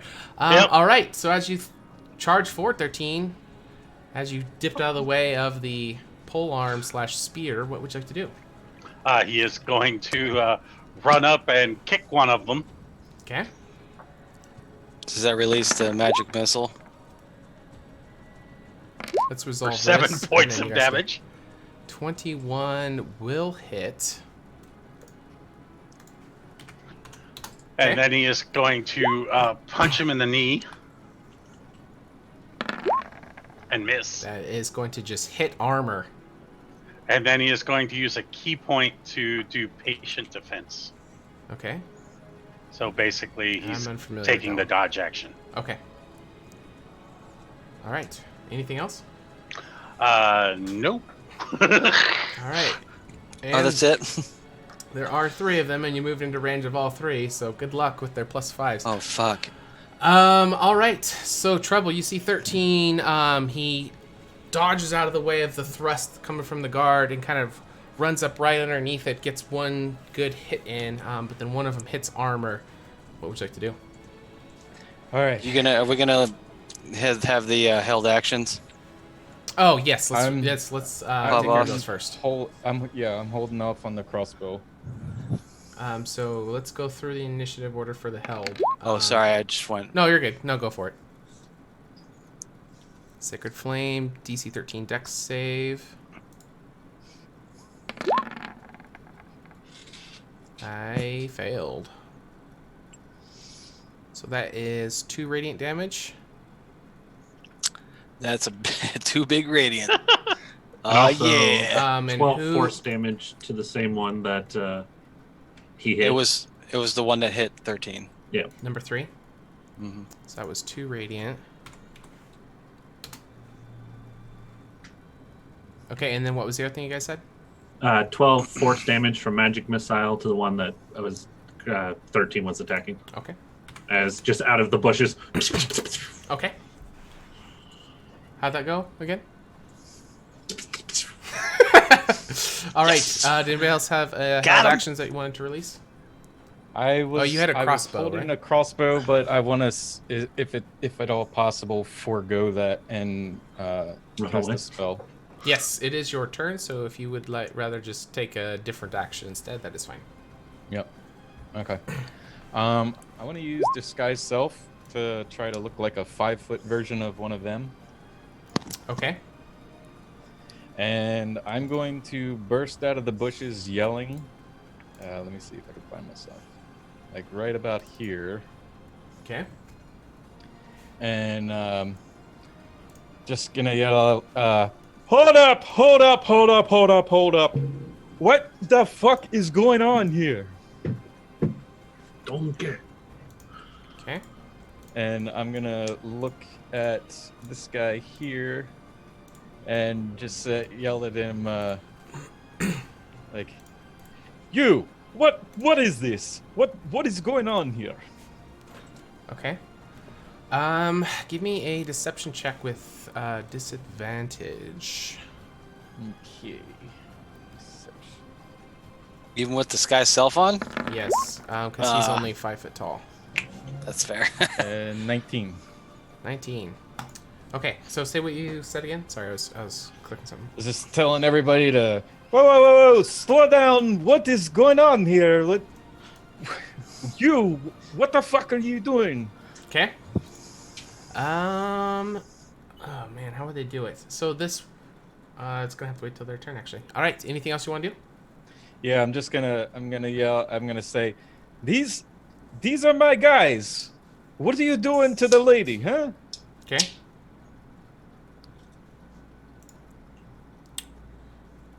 This is no way to be spending time when we got shit to be doing at the temple. Okay. And sorry, I was not expecting you to do that. Give me one quick second. Never trust a bard. Always kill the bard. Well, they might do it for you, so. All right. So the guard in the back, number 2, is going to be holding up his pole arm, but before he thrusts it towards 13, he's going to shout out to you, Trouble, as you are standing there. Going to say, "What are you doing here? Only 3 of us were dispatched to deal with this traitor."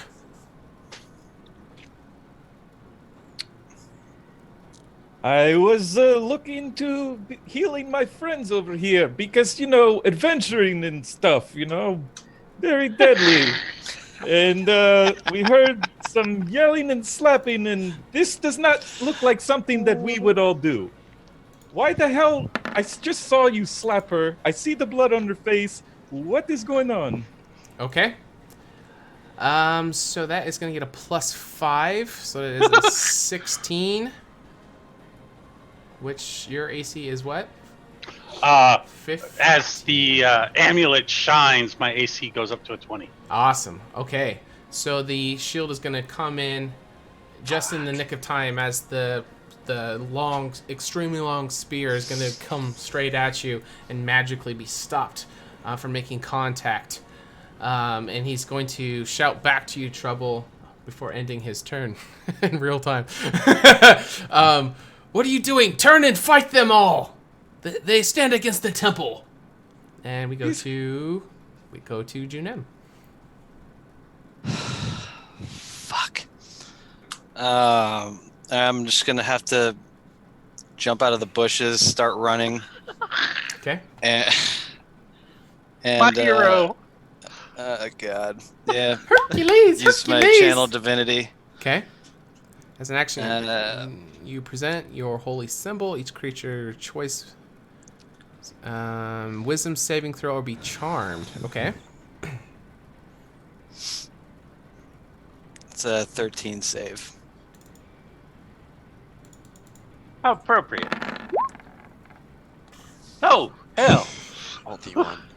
Number 3. The one that 13 is attacking is going to be charmed. I'm gonna have him drop his weapon. Okay. And if I can, kick it into the water.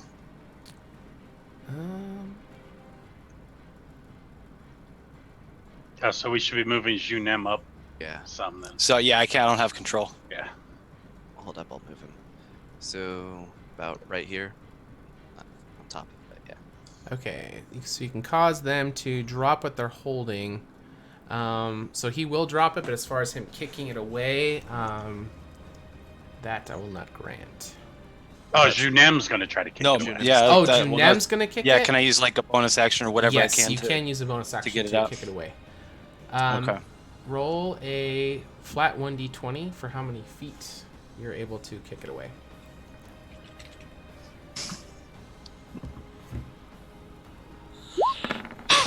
All right. 13. 13 feet. 13. So I mean, I kicked it to 13. And you can take it. Actually, that should be right on the edge, because 10 feet is at the edge. Yes, 15 is it in the would. water. So it's teetering right on the edge, about to fall into the water. Someone sneeze on it, quick. Okay. Lilash, do something useful. Yeah. Is it near her? It is, but she is reaching towards the pelt, which is on the opposite side. Jump in the water and swim away. Is that... You guys can free action and speak to her if you want. Stop. Oh, I was going to say, as I'm doing that, I'm going to say, stop attacking my friends. We're not... Okay. Lilash, get rid of the spear. Okay. And then we go to Gur. And I'm going to throw Lilash in the initiative because you guys are going to speak with her so we can find out where she is. And we're on Gur's turn. God, nobody can move this combat. Is number 3 looking severely wounded? He is not bloodied, if that's what you're getting to. We haven't really shit. done much. We only did. Oh yeah. We did like 21 points of damage. These guys are very robust in these I can tell. large suits of armor. Oh boy. Yeah, no, that'll hit. As way you can too hear many him people. humming the Iron Man theme song.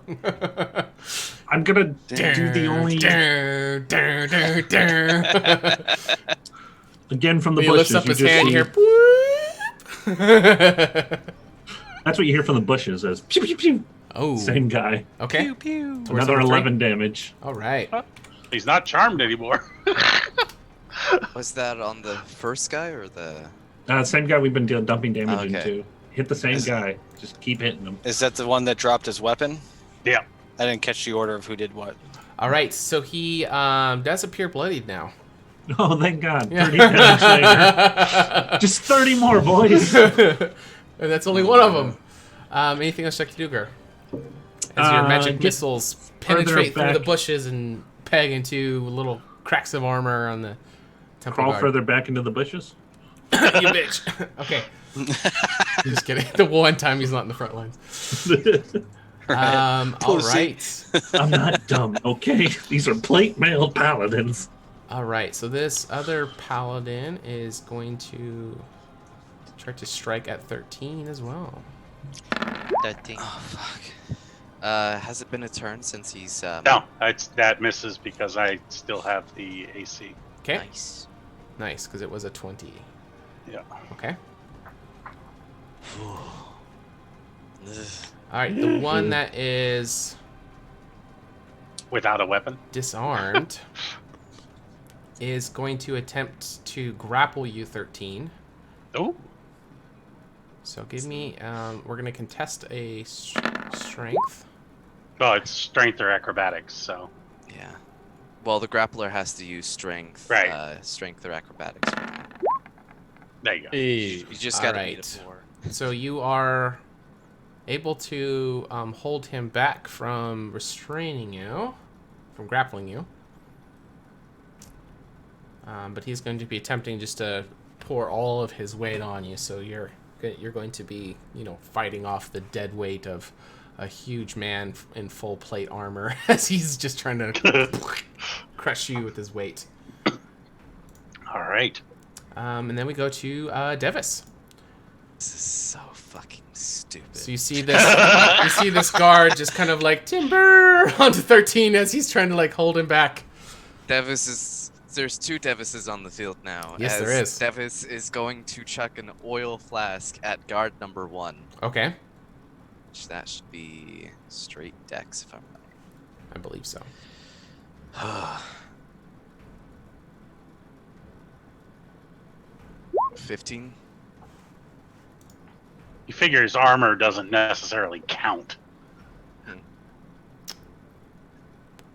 That's my man 13.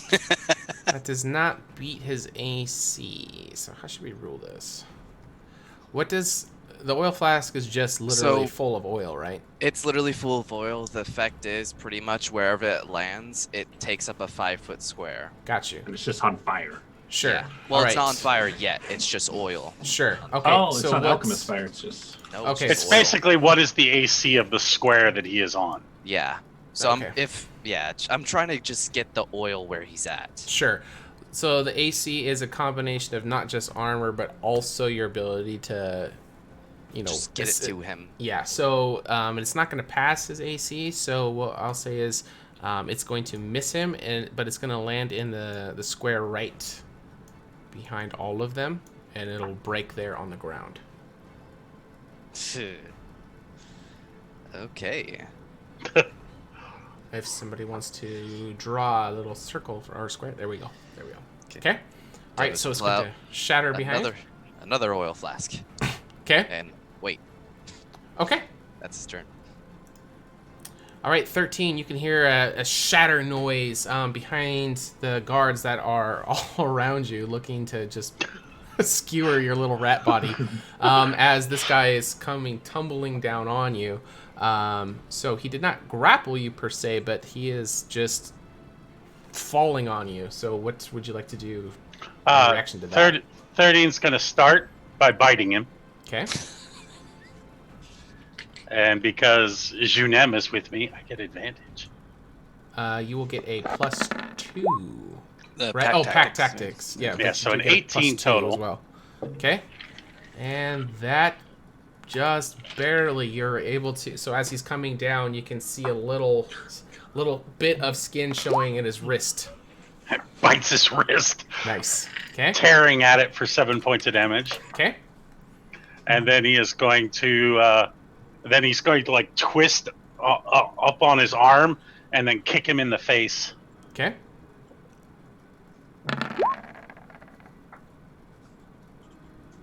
$22. For 6 points of damage. Nice. Okay. And then he is going to use his last key point for patient defense. All right. Another dodge action pending. Okay. All right, so Lilash is torn between listening to the calls of Gur, I think it was Gur, to... Devis. Oh, it was Devis. Okay. Devis was said pushing the spear. Okay, so I am going to roll... Didn't Gur tell her to swim away? Yes, I said, run away. Out of here.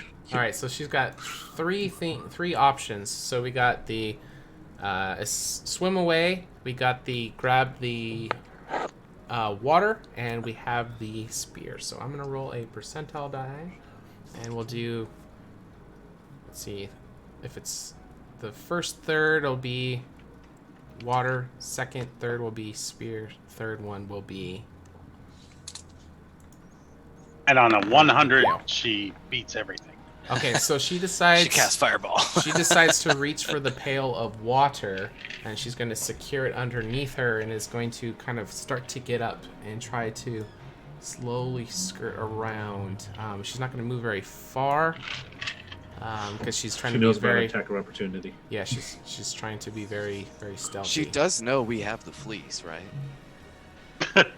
What's She that? does. Well, water's useless without the fleece, so... I mean, you can ask her, but...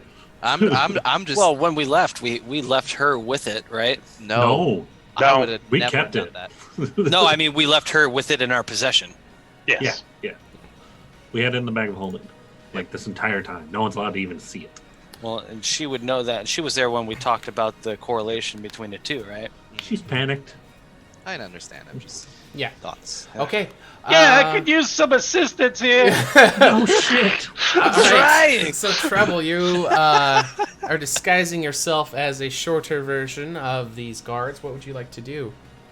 Well, my plan's fucked because we are in total combat, and I don't think I'm gonna be able to talk my way out of this now. So Okay. I am casting Bane on all three of them. Okay. Help. Hang on, Help. give me Good. 1 second. Help. Here. Charisma saving throws. Oh, your DC so low. I forgot. Got a 19, a 20, and an 11. So one fails. So one fails. So number number 3. Yep. This poor guy. Is it the one that we've been? Yeah. All right. What Make it- is the damage? There is none. There's none. They just must roll a d4 and subtract it from any attack rolls or Oh, saving that's right. throws. That's right. But he is disarmed. Reverse anyway. bless. Good job, Alen, on the disarmed guy. All right. All right. Treble help. I'm gonna bonus action inspire the rat. Okay. All right. Scream out, "Don't fucking die!" I can't keep dealing Oh, out it's this too damage. late. Okay. All right, and then we go to yay, a temple god. All right, 13. You have an inspiration, and you have, I believe, dodge up, right? Yep. As he thrusts the spear once That's a more, miss. and it's going to miss. You lucky rat.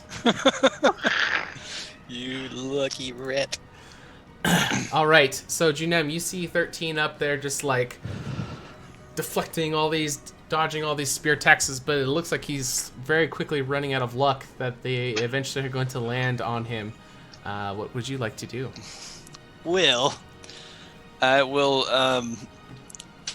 blast my shield. My plate on the front will start glowing, and a glimmering shield will start appearing around 13 as a shield of faith. Okay. Nice. And as it does, I say, 13, you got this. So take an attack. You can take a reaction attack against him. Okay. As 30 my, is gonna Did like. you use your reaction already, though? No, I did not. Okay. That was last round, actually. Okay. That's the voice of authority. Because I don't use reactions normally speaking. Okay. I That wasn't voice sure of if authority the is gonna come in clutch. shield counted as reaction. Oh, that was a reaction, but that was last round. Okay, go ahead.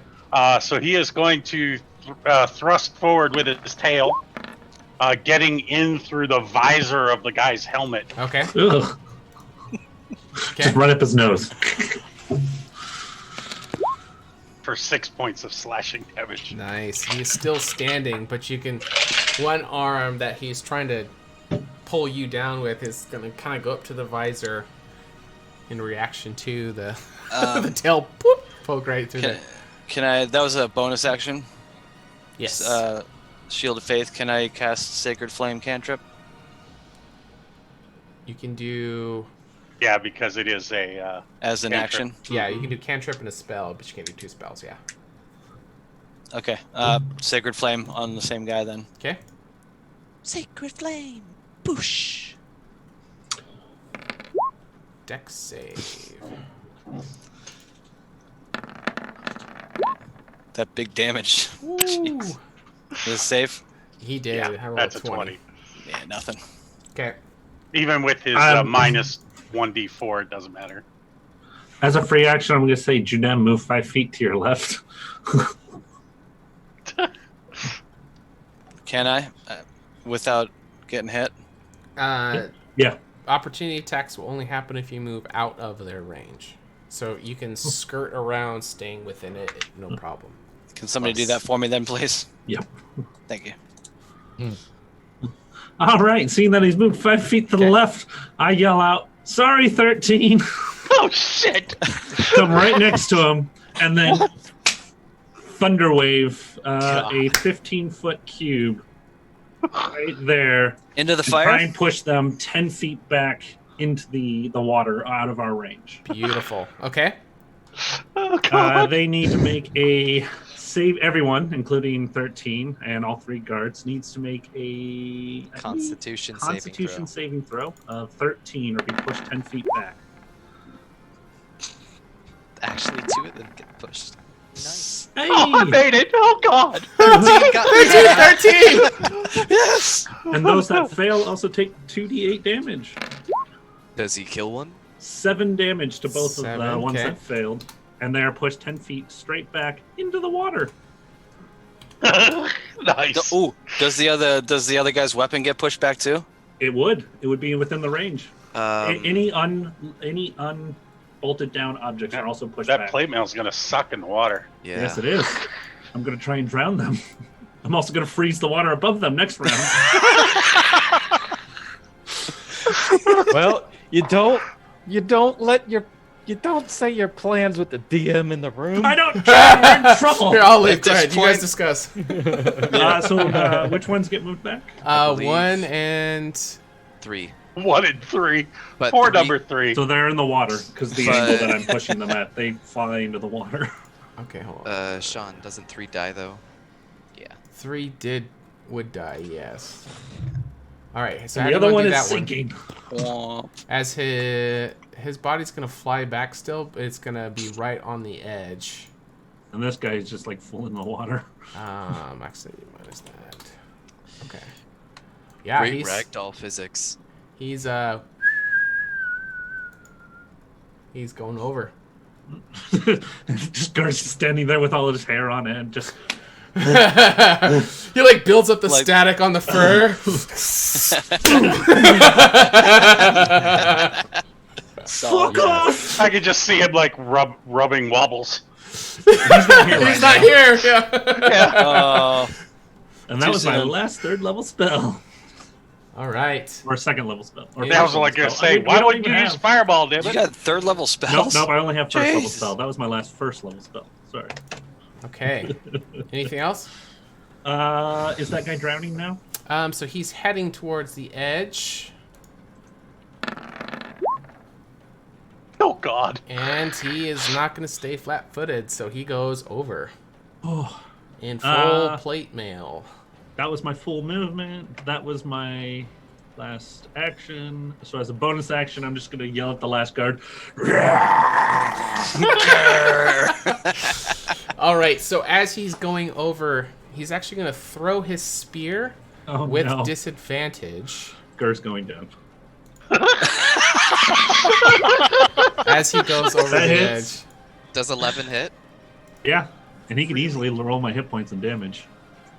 11 hits you. No, no, no. Easy. 11 does not It hit. shouldn't. You have It's- 13, No, right? I have 13 I was I was hits. say, I what was is like- wrong with you? Damn. You have a need- dex of 12? And no mage armor? No, my dex is 16. I was It about would to be say. canon. Yeah, if no, you- I'm Yeah, good. so I'm your good. AC is I'm safe. 13. All right, so as he's going over Oh. the edge, you see him just one final attack, throwing the spear. It's going to go right over your shoulder as he just goes over the edge and falls. I'm surprised Sean didn't use his inspiration. Too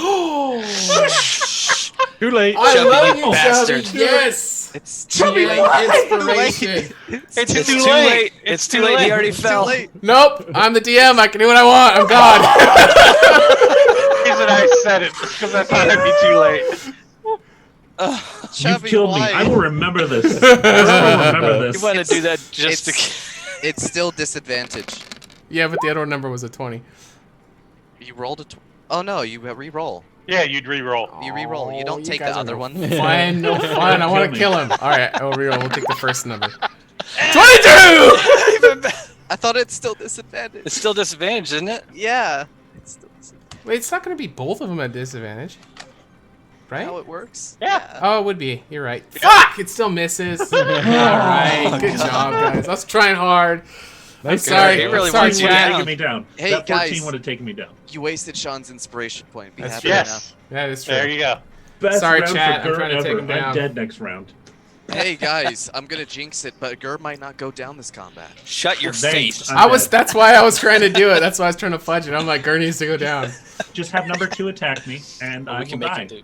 Because 14 would kill me outright. All right, Devis, what'd you like to Okay. do? Damn it. So I have both a flask of oil and an alchemist fire. I'm gonna run up. It says I need an action to throw both of them, but can I just throw both of them at the same time at the guy's feet? As an action, yeah. Just gonna chuck it at his feet. Okay. But you gotta act like you're mad that you paid too much money for it at the store and you saw it on sale on the internet or something. Took it Like, and threw it on the ground. Yeah. It's fucking stupid, man. Goosh. Okay. Happy birthday to Okay. the ground. So, along with the oil, which does, if I'm correct, 5 damage per round that he's inside of it, Okay. which this one will also ignite. Roll a percentile die for me. Since I'm not Percent. having you do an attack roll, because you're throwing it straight at the feet. That's a D1000. We don't need that. Yeah, we don't need that. That's a bit much. 94. 94. All right, so you are able to get it just around his feet and not your own. We're both going down, bitch. No, you rolled high enough. It was 50-50. I know. Okay. Okay, the oil is going to ignite, which both of these, since they're squares right next to each other, so they're both going to ignite, which each, for 2 rounds, if anybody's within those squares, they take 5 points of fire damage. At the end of their turn, right? At the end of their turn, and they're gonna take, and he's gonna take 1d4,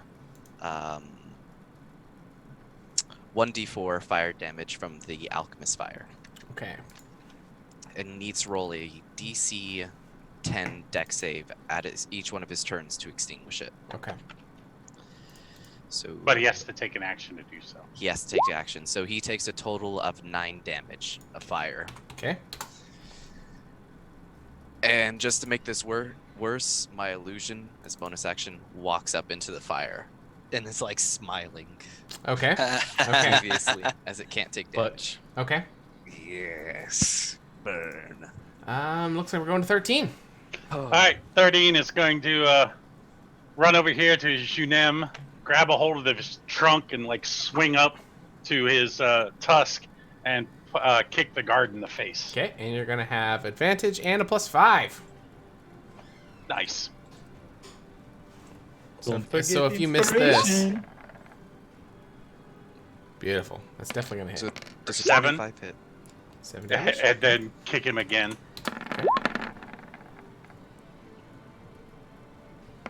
For 4. Awesome. Okay. Anything else? That is all. All right. And he's like standing on the end of the tusk. Okay. All right. We go to Lilash. Seeing that he is heavily distracted, she's picking up the pail and she's kind of slowly going. She sees an opening to just run for it, and thanks, guys. She's just gonna, she's just gonna start running towards. What's she gonna even do with that? What are you gonna do? You don't have the item. And she's Her being out of combat is better than her dying, okay? she's gonna be like holding one hand on top of the pail to make sure it doesn't splash as she's running around, and she's going to kind of kneel down around the bridge. Has this kind of stone ledge, so she's gonna be kind of like, so she can still watch you guys, but she feels like she's taking some cover, and she's gonna yell out to all of you guys, "You can do it!" We shouldn't be able to. This is really working in our favor. Shh, quiet, girl. All right. And then we go to Treble. All right. I am going to cast Vicious Mockery on him. Okay. Your armor is rusty. And he's on fire, right? He is on fire. He's standing, in a fireplace, yeah. This girl is on fire. Yeah. So yeah, he's just gonna yell, "This guard is on fire!" This girl is? Guard. Guard. We have accents, okay? This girl. Please don't tell me girl's on fire. Oh no. And he takes 12 burning fire damage. Got him. I swear I roll the lowest one every time. Wisdom saving throw. DC 12. Booyah! Suck it, All right. Trouble. Yeah. That was me. All right. An ominous voice from the clouds. Hale, are you talking shit again? You're the closest thing to my pooper. Would you like to do anything else? I am going to stay where I'm at. Take a nap. Yeah, catnap. Guy's on fire. His friends have been pushed off the edge. And you could just hear bubbles coming up from the water as the guy is just pinned at the bottom of the water in full plate mail, just drowning. Takes 10 minutes to take it off. He's It'd probably be 20 minutes because you're like slowed down from the water, doing the buckles. Sorry. Nothing against you personally. How is this working out? All right. So he is going to realize that he is overwhelmed. Hit me, damn it. I'm keeping the disguise up. He is going to drop his spear to the ground. In the midst of all the fire. In the midst of all the flame, he is going to attempt to put out the flame. So he drops the spear. He's going to try to pat it out, but he definitely is not taking an aggressive stance anymore. So for the putting the fire out was a which save? A con save, right? DC 10. DC 10, and that's only the alchemist fire. The oil will still be ignite for 2. Oh, If he God. Failing. if he's actually like forfeiting himself, can I go to the river and suck some water into my trunk and help him? The water is maybe like 20 feet down, so your trunk. I'll will be able not to take able care of to- him on my turn. Yeah, that ain't gonna happen. Okay. All right. So he hasn't said anything, but he throws it down as he takes a knee and he's trying to put out the fire very frantically. Do we want to save him? Yeah. Shape water and push him out and put him out. Okay. Okay. What number was he? Number 2. He was number 2. All right, I'm gonna walk up to him, and I'm just gonna do in that horrible voice that I was doing with my 5-foot looking like him thing, and just say, "Who does number 2 work for?" You're still in the disguise, right? Yeah. Yeah. Okay. Yep. So you're asking who he works for? Yep. He's gonna be very confused, as a guard would not ask that because you would work for the same person. Oh yeah, I know. Okay. Works for the temple, by the way. I'm waiting to see what he says. Sure.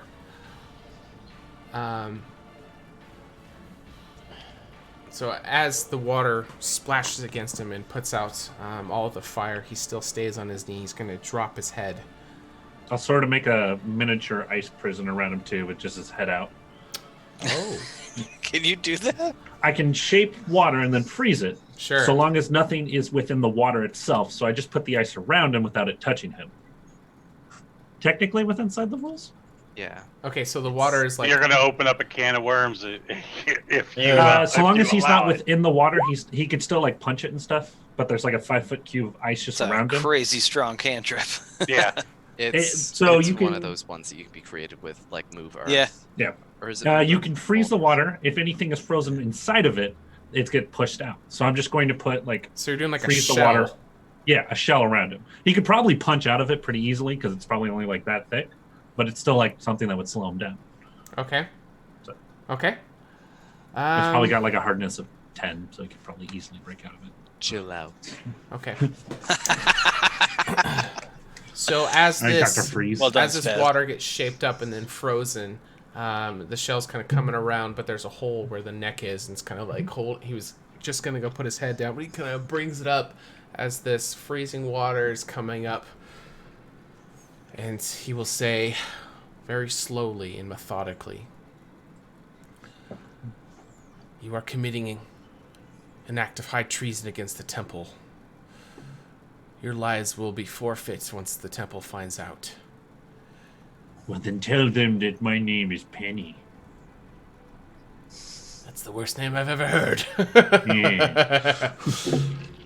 Hey, Junem, I thought his name was Gur. But damn it! 13, why did you... Oh, that's great. Treble, can you believe this? He's saying all of our names. It's a good thing Devis didn't say anything. I don't know who Treble is. My name's Raymond. My name's Marcus. My name's Marcus. Nice to meet you. Now that we're done introducing ourselves. All right. I've got a couple of questions. Number one, if this guy's going to be this big of an asshole, we'll deal with that. Is that guy floating away right now? And Oh, he's should we- dead. He's dead. Whoa. He's Yes, drowning. but- He's drowning, yeah. There's a corpse that might not want to be found, is what I'm referring to. Oh, Well, he's in full plate. I could try and drag him up with my spells. Good point, David. He won't How be clear found is for the a while. water? I mean, it is 20 feet down. Is he more than 40 feet underwater? That's a long way The down. water is probably 25 to 30 feet deep at that point. So he's probably I have a range of 50. 40. Yeah, it's not. That's going to be Yep. too far. Yep. And it's a 20-foot drop. Yep, 20 foot Yeah. to the surface and then another 25 feet down. I to can't where reach it he with is. my spell. I'd have to jump into the water. Okay. Yeet. Okay. So I continue. I asked him like, who's he work for? I just play it. Who's off your and- daddy and what does he do? Yeah. You asked him what? I asked him who does he work for Right. originally, and then he said our lives are forfeit. To the temple, yes. That you're Right. committing high treason attacking a temple guard, yeah. Treble just responds in his stupid voice. Yeah, well, you don't actually, you can't be working for the temple and pulling some crazy shit like that. We don't abuse women at the temple, and we especially don't hang them around the lake, waterfall, and possibly murder them. Ribbit. Kermit the Frog here. I don't know where Frog here. I was wondering where your voice went. It was like, As he's just like talking like this. We don't murder people here. The helmet's gonna the helmet's gonna turn towards you. Kermit, is that you? No, I was kidding. So he's not gonna be resisting at all, but you're gonna hear coming from the helmet. When Tavara hears of what you have done and assisting a traitor, your lives will be forfeit. Why was she a traitor? And as I'm saying this, I'm taking his helmet off. Want to see who this is. Okay. It's going to be a human man. He's got some slight stubble, some dark black stubble across his whole face. His head is going to be shaven, but there is very short, like mohawk, kind of like a faux hawk, like very short hair. Yeah, still left there. Kind of like flumped. Sure, and he's mohawk. got some scars across his jawline on the sides from some kind of battle. And why is she a traitor? She was fetching a pail of water. Jack fell down, broke his crown. No. He's actually going to keep a very stoic pose and not showing any signs of fear, but also not answering any questions, as he's just got this shell of ice around him. He doesn't seem to be making any movements at all, but he's maintaining his composure while Can And I the way do here, an insight check on him to see if he's buying my image at all? You can try. All right. on the way here, I saw no signs that said private property, do not enter. If you really want to keep it safe, people need to know that they're not allowed here. Nope. Yes, no, eh? He doesn't seem to be paying any attention to you. He's actually kind of closed his eyes, and he's kind of looking sort of upward at nothing because his eyes are closed, but his body is just kind of in a meditative pose at this point. All right. Well, protecting Treble's tail, he's just gonna keep the disguise up for now, Okay. so he doesn't ever see who Treble really is. Jonem, should we get him drunk or high? Maybe he'll talk more. Shit, that's not a bad idea, actually. Because I was thinking about just fucking killing him. Oh shit, no! Hey, Janine, Yes. can you cast guidance on me? No, sure, hear you. Are you going to do a guided bitch slap? No. And I- Lilash will slowly start to step behind you, Janem, as her hand kind of rests on your back. She's kind of like alerting you. She's there to not startle you, but she's not trying to interrupt anything. But she's kind of like peeking around your large Good idea. Have leathery you ever body. seen a spooked elephant? Oh man. Stampede! You guys all go in the water. So, first things first, I'm going to cast Charm Person. Ooh. Okay.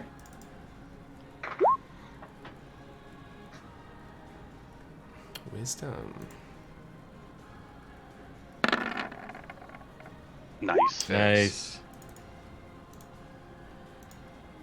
Okay. Even with advantage, it would fail. Nice. Okay then. Now that I have your attention, I'd like to have a little chat with you. Now, who exactly sent you? Was it Tavara? Or was it some sort of call-in, I guess? What was the last thing you said? What? The what? Like, did somebody call in? Oh, yes. He will open his eyes and he will look at you. Not as stoic as before, but definitely compliant to answer your questions. And it's going to seem that he is telling what he knows to be the truth, That's how it's going to come across as he's speaking. We received reports that a small gnomish woman had been dealing in forbidden artifacts against the temple direct orders, and we were sent here to apprehend her. Wouldn't you happen to find a cane that gave you this sort of information, would it? My orders came from Keldevar, captain of the Temple Guard. But who was the lead that gave you this information? Above that, I don't know, but the orders for myself came from Keldevar. Did you ever think that this was a setup? A frame? It is not my job to question the temple or my orders. My job is to execute them, just as you are about to execute me. And we don't have to go that far, friend. Okay, you don't have to die today. As the final bubble comes up from the water from his friend drowning. That was in self-defense. That was in self-defense. That's very true. Listen, I'm pretty sure your information is incorrect with this individual here. She was not dealing with artifacts in a sense that is worthy of being killed. We happen to know that she was only protecting her neck in trying to facilitate something for this cane under strict orders and possibility of being killed, her and her husband being killed herself. Okay. And it's at this moment that you guys are going to hear some scuffling in the bushes at the top of the stairs. And the sound seems to be exiting like away from you guys as you kind of hear it, and then like whatever it was that was there is fleeing in the other direction. Like away from us? Exactly. Leave them spay done. I would have picked that up. They know that we were here. We're fucked. We've done nothing wrong so far, have we? I stare at the guard that we have imprisoned in ice. Well, and yeah, the bubbles There's two coming out of temple the guard. water. Yeah. We kind of did some stuff. The leftover fire, the blood. We came No, out. we did nothing wrong. We asked these gentlemen to stop abusing the lady, and they attacked you. So we No, defended they- no. ourselves. No, We've I, done nothing wrong. I This agree. is a frameable offense that they can use against us. And knowing the people that I wanted to avoid, they will do that. So, we are in a certain predicament at the moment. We're potentially wanted at this point. Forward. So... The guard will speak up, still looking at you. What are your intentions with me? If you release me, I will tell them what happened here. Well, that's just not smart. Why would you tell us that? I am honor bound. This guy. I say we let him go. Yeah, well, what you're gonna tell him is that you lost a battle with some good guys that were trying to tell you the truth, and now that you know it, you're gonna report it back to your fam, okay?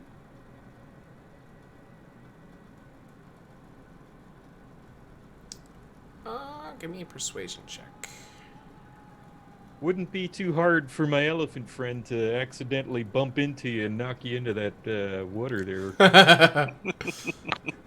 What was it, persuasion? Yeah. Yikes. What is your modifier, sir? Oh, it is... +9, apparently. Yeah, +9. Damn! Alright. Expertise. Rolled a Alright. 2 and he got 11. So you can see some emotions finally starting to crack with this guy as you guys are persuading, intimidating, brainwashing. You know, like you got the charm. You're like Brainwashing. You're trying. He's hearing Watch this what you video. guys are wanting him to lie or to falsify something with it, but you can see this moral dilemma that is coming over him as he would rather die than make a false report. But he's not trying to hide that from you guys. It's going to come out through the banter back and forth. Obviously, he doesn't want to die. That is going to be very clear. But he seems to be kind of bound with honor. So that will definitely resonate through. So he's letting you know that if you let him go, he is not going to falsify. He doesn't want to die, but you're connecting the dots here. Yeah. Yeah. Yep. Yeah, I mean, I don't see any reason to kill him. I mean, there's a good chance that whoever just saw us is going to report to the same people that he is going to. At that point, we're just killing someone for no reason, and I'm not going to go away with that. Can you release him? Okay. It just turns in the water. Sure. It just splashes to the ground. Yeah, I'm I have- like 15 feet back. I'm good. Do I have permission to stand up again? You don't need permission. And Wait. he will- Fix yourself. Can I take your weapon, please? Yeah, it's on the ground. You could pick it up. That's a fair point. At least And kick he it will out. extend his arm out straight for his helmet. Here we go. And he will lock it back into place. And he will be standing there, kind of like a position of attention, not wanting to. He's being very submissive to your guys' authority. That's becoming very apparent in all his demeanor. He's, making sure you guys are okay with everything. He's being a very good prisoner of war, I guess. How tall is he? Very, very tall. Not quite as tall as you. You can still see, even with his helmet on, you can still see over his head. But he is very tall for a human. I'll put my arm on his shoulder and just be, I'm sorry it had to come to this, but we just know that we were trying to do the right thing in our own way. And his helmet will turn towards you. And he's not going to brush off your arm. He's not trying to do anything against any of you. You can see him looking at it. Obviously doesn't like it, but he will say to you, your version of the right thing is not the same as mine. As he kind of looks over his shoulder at the dead guard that's right there on the edge and the other guard that was tipped over. You were beating a woman. Just saying. We were apprehending a criminal. You were apprehending a woman based on her height, by all accounts that you told us. We came out to ask you to stop, and you tried killing my friend. Yeah, all I did was say stop, and you tried to stab me, man. The temple's orders are absolute. Were there orders to find the first small woman you found and try to beat the shit out of her? That's not how it's supposed to work. Is there any other questions that you have? May the unity of the sisters guide you. And may you think about your actions before you do them. And he will nod and start to walk away, but like checking to make sure nobody's like doing. You're free to go. Okay. Before he leaves, Devis is gonna gesture to him to come close as he's gonna tell him something. Okay. And he will sort of lean in as he's walking past, as he's coming toward him. No. No, down here. Let me see that jugular. So yeah, he will lean in to hear what you have to say. If you are going to report back to Kaltfar, just tell him that the COC is in Brentilek and active. That's it. He will nod and he will begin to, at a very slow pace, very prideful pace, he will start to walk towards the steps and then once he gets out of eye shot, you're gonna hear like the footsteps like picking up. But we wait until he's out of eye shot. Then he just takes off like a bat out of hell. He's gone. We should not have won that fight. Why did we That win? was fucking crazy. All right. I don't know. We better have won that fight. I spent like 30 gold on that fight. Fuck. That was pretty cool stuff you had there. Comes in handy. If you always want to get out of a pinch, just carry alchemist fire and flat oil on you. Drowned a guy. Yeah. All right. Lilash will be just kind of smiling, like holding the pail, just looking at you guys like, You're in trouble. thanks, guys. Did we hear Devis say that to the guard? Oh, probably not. Were you keeping that between you two? Yes. Okay. Hey, that sounds like a perception roll. I guess deception. I'm not asking about it. I don't know, just if you want to hear it or not. Out of character, I know what I heard. In character, I didn't hear nothing. I think the way I like to rule something like that, it would be your passive versus how sneaky he's being. Like to make an actual perception check is something that Sure. that you're looking out for. You didn't declare it beforehand.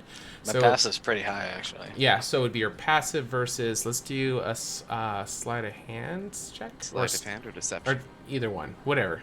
As far as what it is, I don't care what you guys do. As long as you that's can. a stealth roll. My passive is You 20. can sell me on whichever one you want. I guess, stealth. I'm trying to be quiet. Sure. Versus your passive Junem, which is what? 20. Yeah, we all heard it. Yeah, we all. How do you have a 20? He's got big ears, man. Yeah. Which we learned from the other episode are not good for flying. That's right. They are good for you. What's that D4 for? Oh, I still have guidance. Oh, I don't hear it then. My passive's 12. Gur is oblivious. I'm just like frantically trying to resummon wobbles. The other three are like leaning in. And then Kurt's just like, just staring, oblivious. Okay. Trying to recover that body, just like stretching.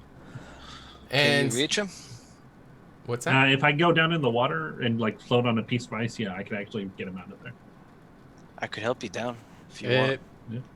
Weren't we here to get samples of the water as well? Yes, and I don't want to leave a dead body to ruin the water. We kind of sidetracked you. I got some of it. And she's holding up the pail, like super proud of herself. Nice.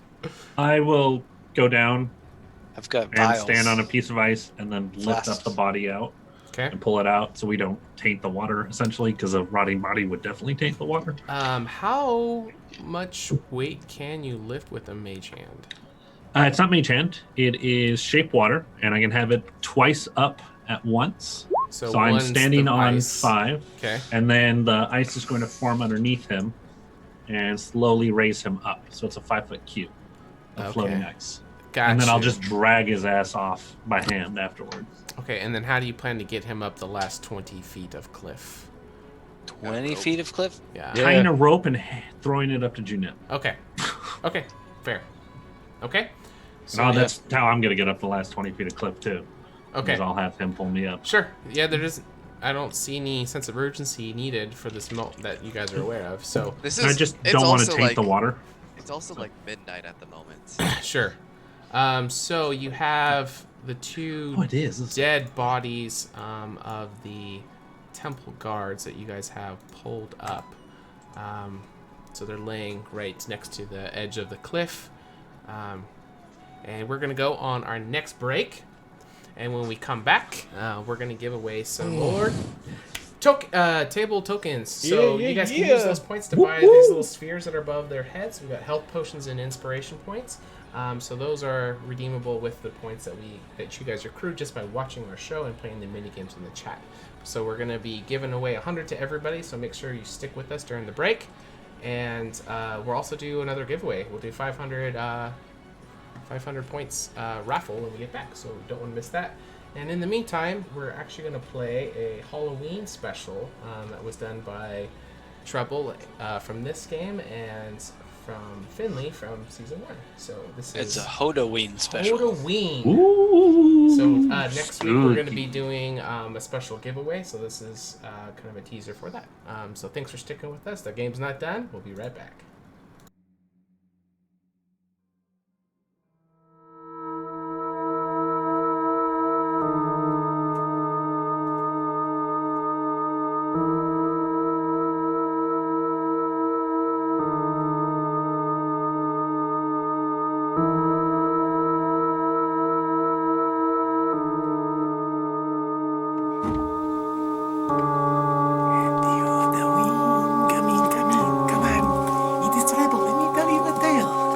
Behold, it is I, Treble, from Horsemen of the Apocalypse Season 2.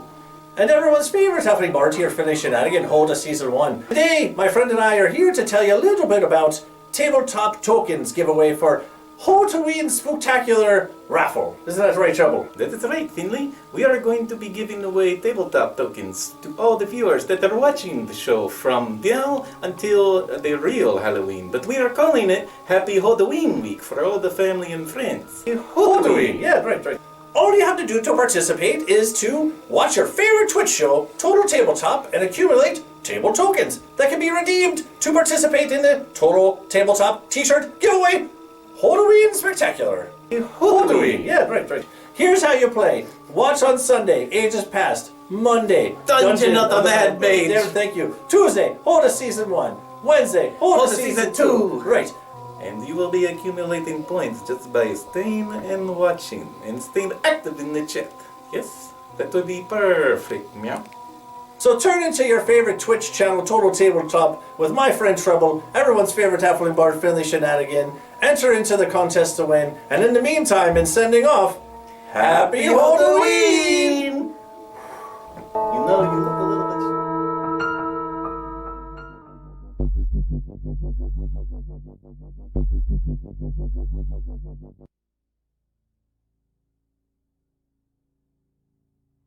My name is Nam.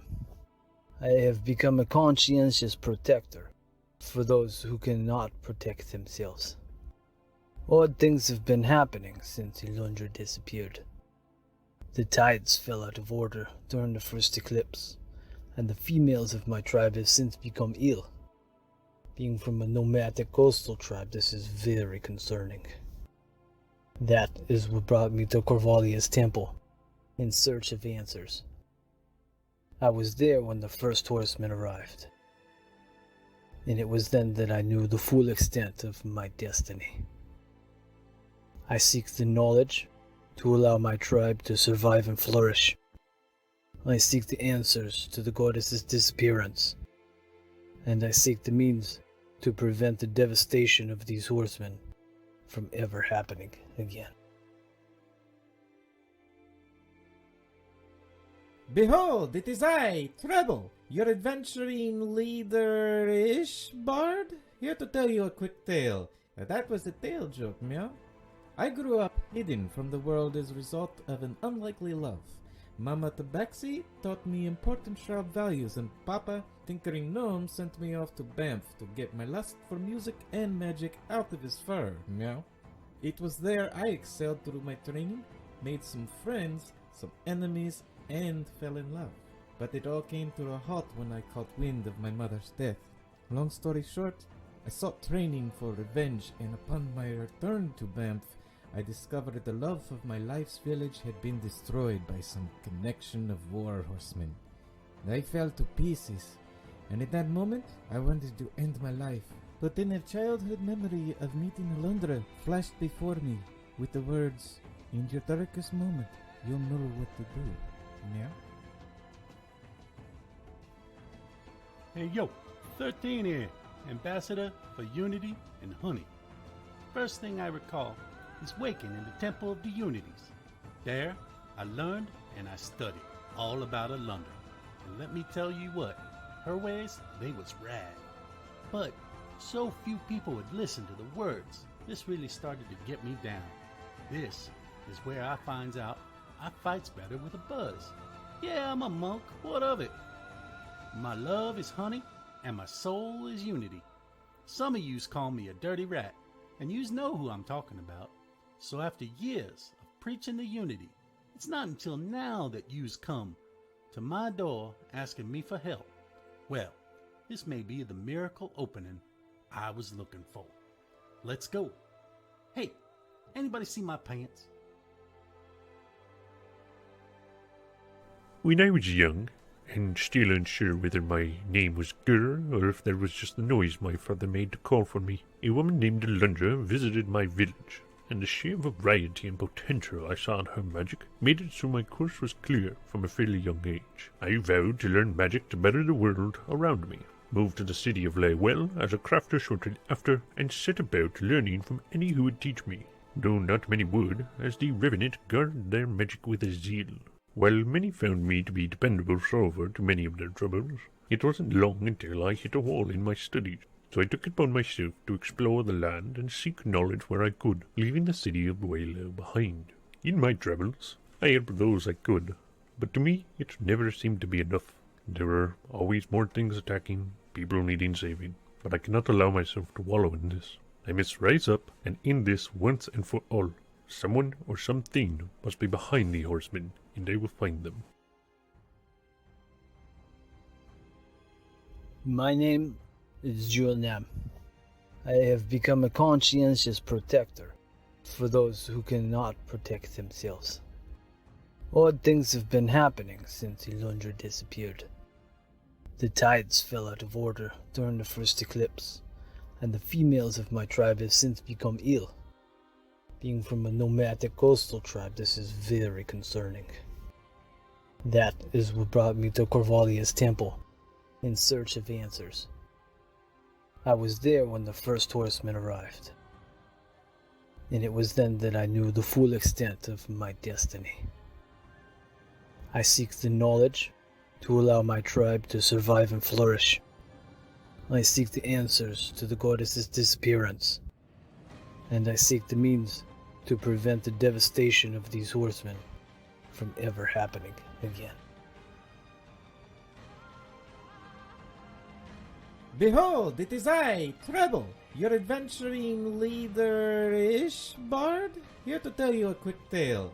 That was a tale joke, meow. I grew up hidden from the world as a result of an unlikely love. Mama Tabaxi taught me important sharp values, and Papa, tinkering gnome, sent me off to Banff to get my lust for music and magic out of his fur, meow. It was there I excelled through my training, made some friends, some enemies, and fell in love. But it all came to a halt when I caught wind of my mother's death. Long story short, I sought training for revenge, and upon my return to Banff, I discovered the love of my life's village had been destroyed by some connection of war horsemen. I fell to pieces, and at that moment, I wanted to end my life. But then a childhood memory of meeting Alundra flashed before me with the words, "In your darkest moment, you'll know what to do." Meow? Hey yo, 13 here, Ambassador for Unity and Honey. First thing I recall is waking in the Temple of the Unities. There, I learned and I studied all about Alundra. And let me tell you what, her ways, they was rad. But so few people would listen to the words. This really started to get me down. This is where I finds out I fights better with a buzz. That's weird. I think we'll be okay. All right, we are back. Okay, everybody went to the bathroom, got the drinks, we're good to go. So we got some more table tokens to give away. So we'll do that real quick, and then we'll jump back into the game. Thanks for sticking with us, everybody. We really appreciate it. If you guys like the content, make sure you follow, hit the notification bell. We have lots of games that we play on the channel, Sunday, Mondays, Tuesdays, and Wednesdays. So check that out. And if you're new and you want to catch up on episodes, they are all uploaded to our YouTube once they're played. All right. We need to make a little tile down on the bottom for YouTube. Ah, yes, I can do that. Link. Mm-hmm. All right, so let's give 100 points to everybody, and then let's do another raffle because it is HotA.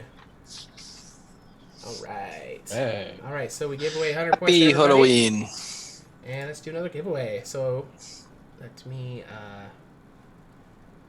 How do I clear this out? Okay, take you out. Oh, winner's been removed. All right.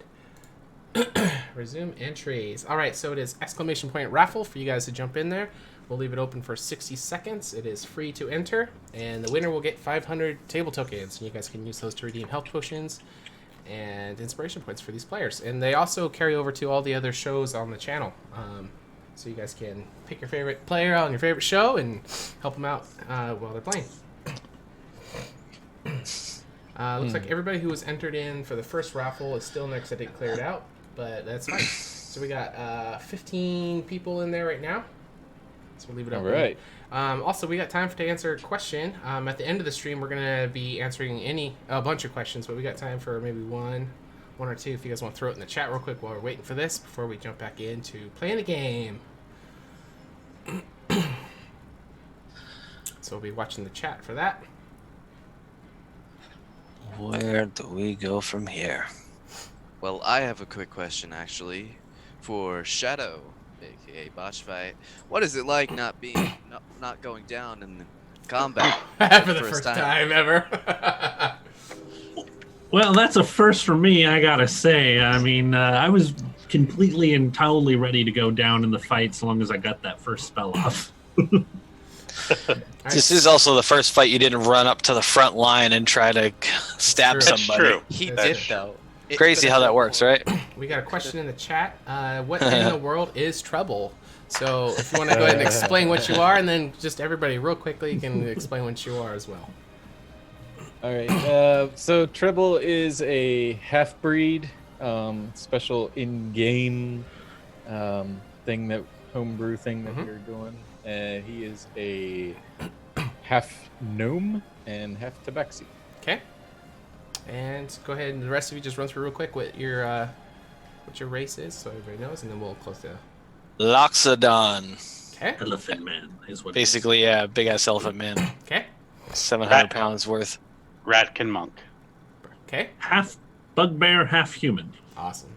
Yes. And your guys' adventuring team name is what? The Menagerie. Menagerie. Very, very fitting for all these furries. We were joking about what was the other one? The Zoobly Zoo. Yeah. All right, let's go ahead and close That was great. entries, and let's pick a winner for 500 table tokens. I didn't even enter this time. So Can't win twice. Pick winner? Question mark. Botch fight. Let's go ahead and send it to Omzi my Texif. Holly Hooby Wuddy? I'll drop it in the chat. Okay. Oh, okay. Awesome. Congratulations. 500 points are coming your way. Nice. Omni. With an O. I was looking for an A. Alright, he has 225 points, so we're going to edit that. So you're now at 725. Meow, meow, meow, meow. Alright, congrats. Alright, that concludes our giveaways for points. So, where we left off? The guard very stoically went around the corner and then very quickly beat feet out of there. Lilash is showing off the little bit of water she has gathered. You guys pulled the two guards that you defeated onto the rock surface above the pool there. Maybe a What would you guys maybe like a shallow grave is in order at least. yeah, 13 is definitely going to say some words over them and give them rights. Okay. I'm going to loot the bodies. As he's praying over them.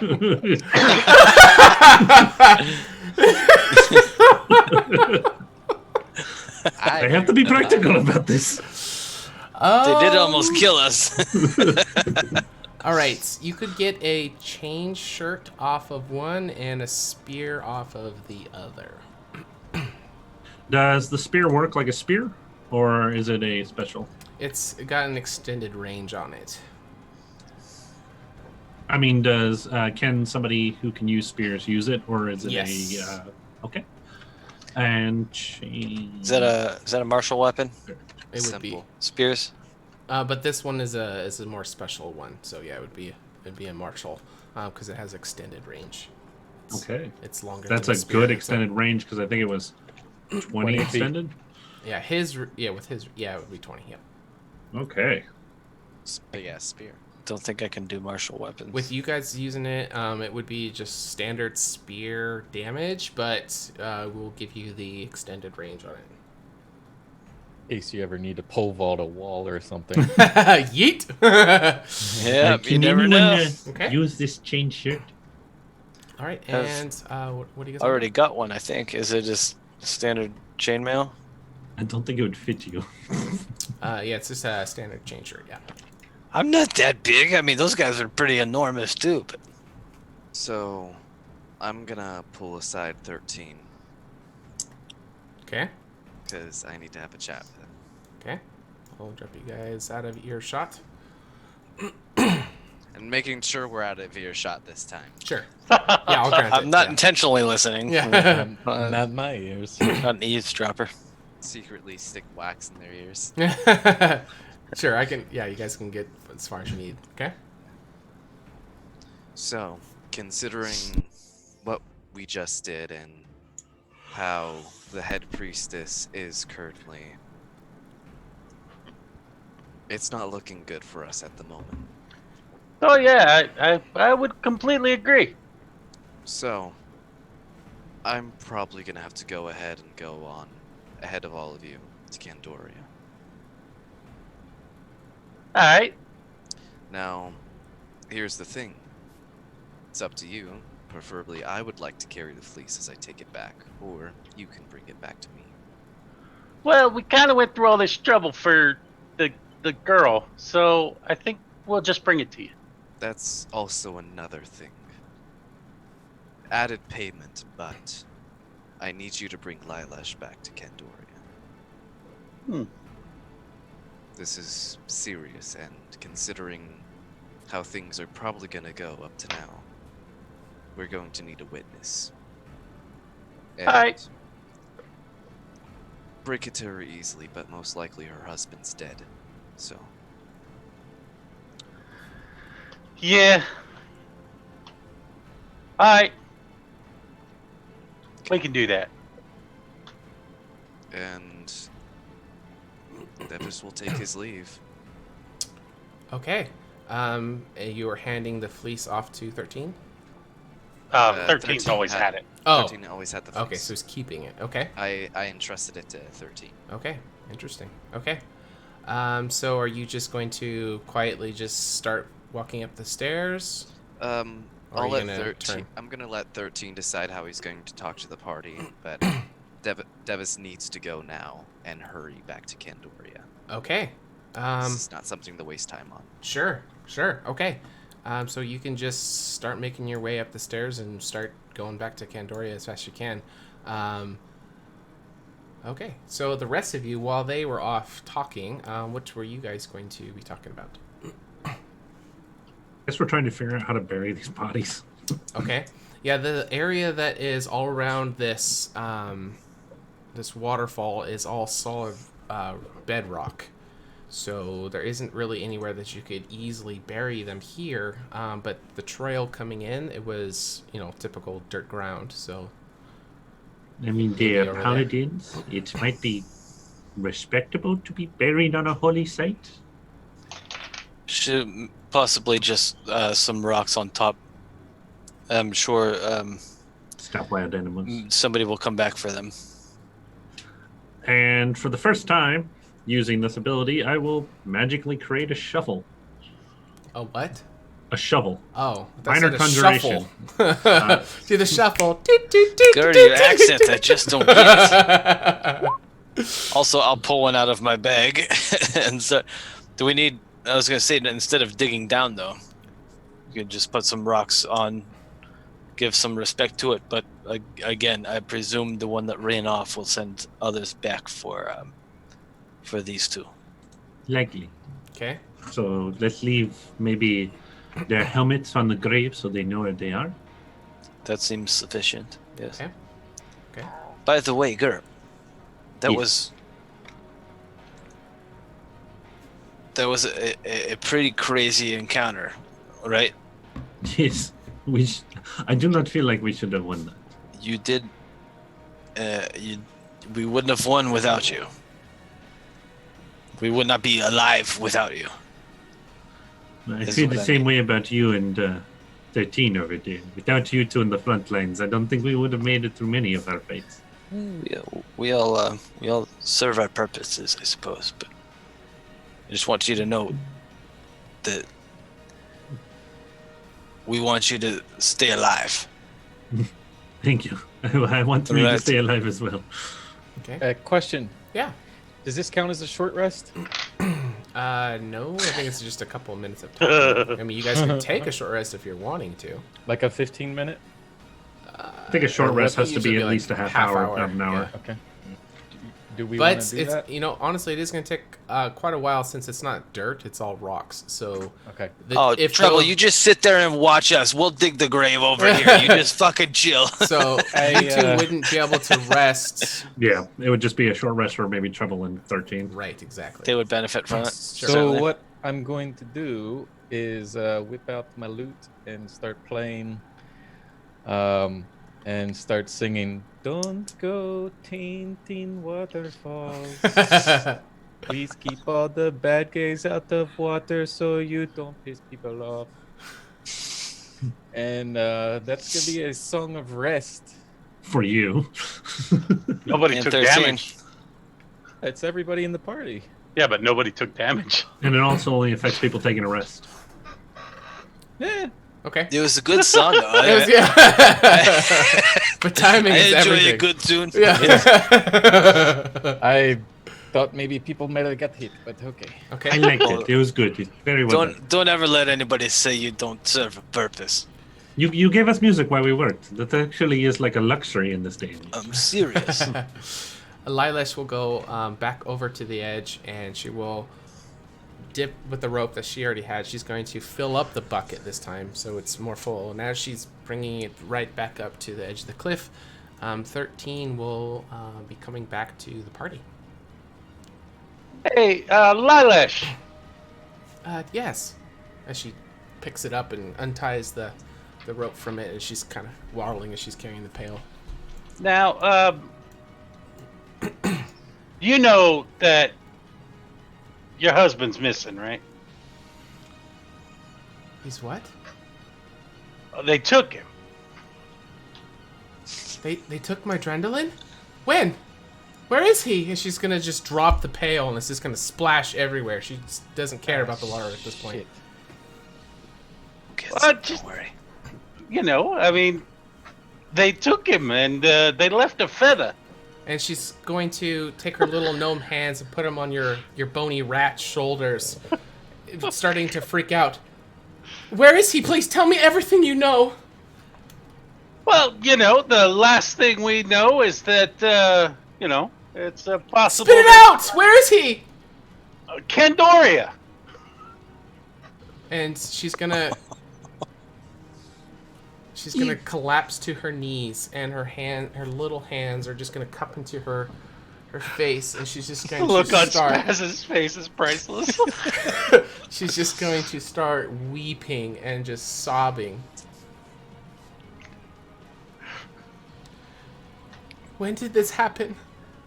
Well, you know, it was when we were all gone. You know, we came back, we looked for you, and you know, he wasn't there.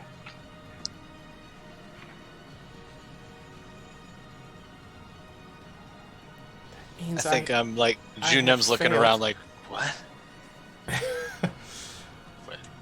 That means I'm gonna go over to despite Juno. everything that I've been doing, I've lost him.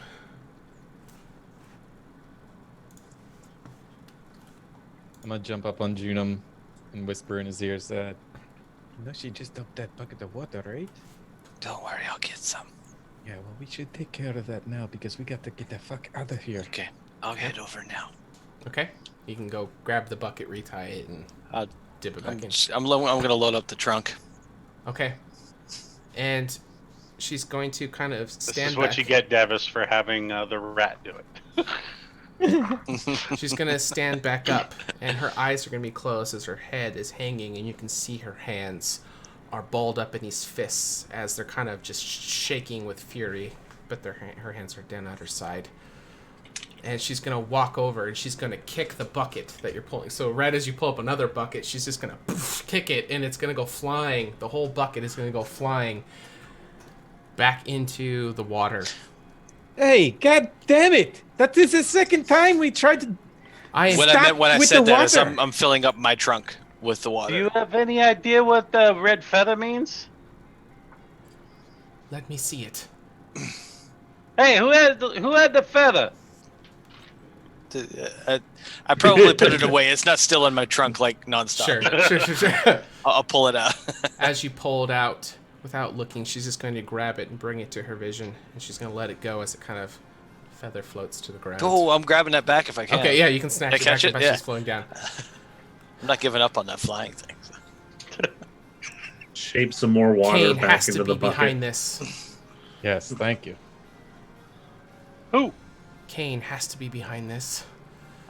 And she will look Yeah, up with just fire behind her eyes, not literally, but metaphorically. I mean, that You makes should sense. See a doctor about that. And she will look straight at you, 13. He stands on his tiptoes in the eye. All of you, please. Right here, right now, give me your word that you will kill Kane for what he has done. Ooh. I give you my word. I will do everything in my power to make him pay for what he's done. I mean, if we come across him, I'd be happy to take him out. Come on, give- guys. I This give woman m- just lost her husband for all intents and purposes, and you're just kind of, maybe. I mean, I'm not, we've got things to do. Consolation, for fuck's sakes. Even if we cannot kill him, we need to do everything we can to make him suffer for what he's done. Oh, no, that I can agree with. Yeah. I will give no promises I cannot. Grr! Swear it now! I give no promises I cannot keep. So I will promise that I will try to help you and your husband, but I do not give any promises. And on before, as you're, vengeance. trying to justify your things, she's going to just start storming off. Candoria proper, you say? Oh, hey, you should come with us. We should all go together. Safety in numbers. she's just purposefully storming towards. Unification. Let's just stick together here. That's your backstory, Ty, not mine. She doesn't say that. Okay. Yeah. Yo, everybody, she's taking off here. Okay. Yeah, we'll catch. She can't run that fast. She's got tiny legs. Okay. We'll catch up to her.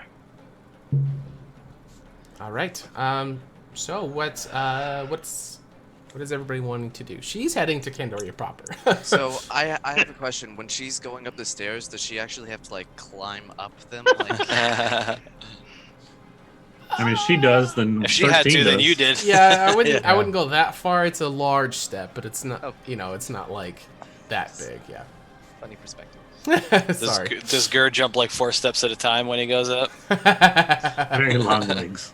Yeet. Large gate. Yeet. Okay. So, friends, so you guys can walk and talk, yeah. We're going to need to talk about our future here, because indeed we've got 2 things. Number 1, I'd very much like to see what happens with this golden fleece, all this effort and bullshit that we've been through over the last couple of days. Before we leave, should we try running the fleece under the waterfall? That's part of what I was talking about. Yes, we should see what the connection is there, if any. I mean, do we want to? Yeah. Yeah. Oh, I forgot. I've got a trunk full of water with the stuff. I can just drop it on if you want. Sure. So yeah, okay. This will be funny. I'm gonna grant this. Really cool, but the rule is while you're holding the water, you have to talk with your nose plugged. As soon as you say anything without holding it, you drop the water. 13, pull the fleece out. I want to try something. All right, he pulls it out. You sound like 13's cousin. There's a lot of water in here. Okay, so you're gonna just spew some of the tears, waterfall water onto it.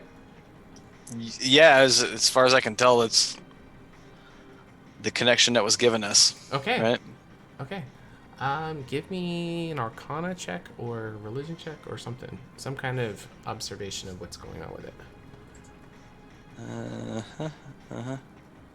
Was that me? Religion, you fool. Oh, a crit! All right. 2 crits. So as you walk up to it, you just spew all the water. There's some snot, so I'm gonna try and clean it up.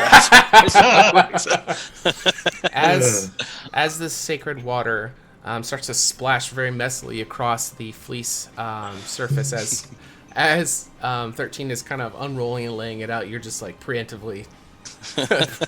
Maybe a little too early. It tickles when it's up in my snout. But you can see the feathers that almost look like scales that are embedded inside of the golden fleece fur that's on it.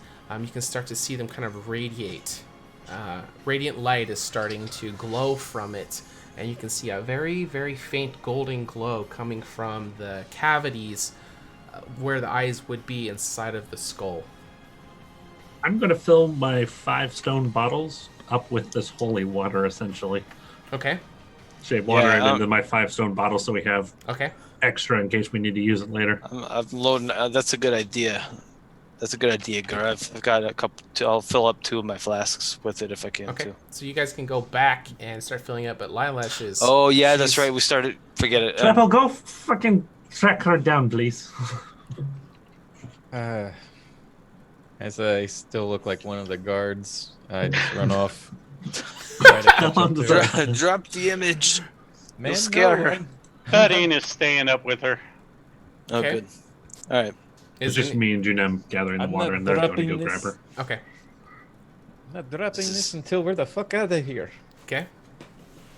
Okay. Where...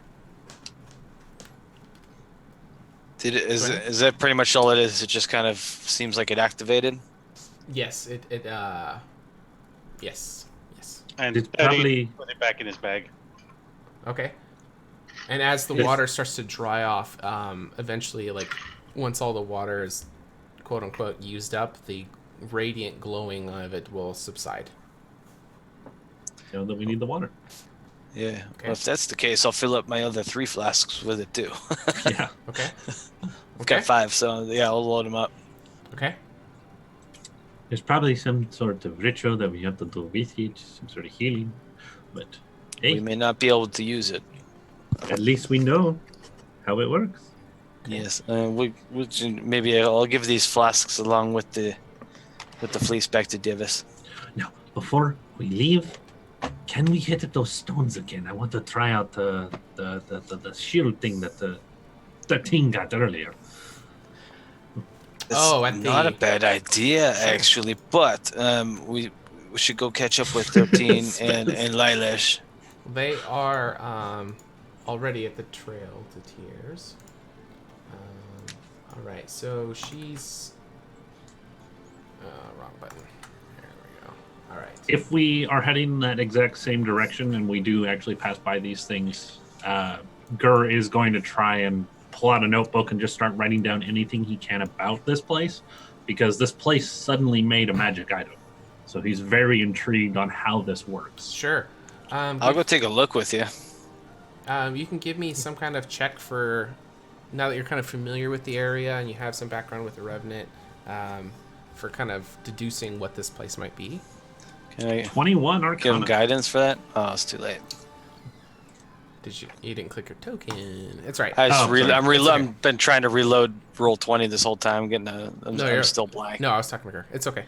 We'll just integrity it. It's okay. So you kind of piecing everything together, it would seem like this is maybe an old Revenant training grounds, maybe for initiates or new wizards coming through the school. The chest seemed like it was in pristine, clean condition, which doesn't really match the kind of worn down obelisks that you guys were looking at that had all the different schools on it. It's a magic item. Okay. Okay, cool. Gur's just furiously writing notes the entire time. Okay. Anybody else? Treble's gonna walk up to. He's gonna drop disguise, jump up on Junim's back, shoulders, head, whatever, and say that was a really close one, eh? That was very close and very unnecessary too, I still think. Yes, we need to get the hell out of here. This is I have a feeling that we definitely crossed the line here where we don't know how to get back. I've got a feeling that we Inside my probably bones? Sorry. probably should make our way back and turn ourselves in. Actually, seemed like something we just walk away from. And maybe it is best we walk away from and deal with later. I think would be a good idea to put these two to a vote now before we go anywhere. Seems prudent. Yes. And you guys are walking and talking. Do we all hear this conversation, or is this a private conversation? I stand up and I say, guys, we're going to put something to a vote, okay? Now listen up, meow. Junim says it might be a good idea to head back and turn ourselves in. I, on the other hand, feel that maybe it is a good idea to tuck tail and run and deal with this later.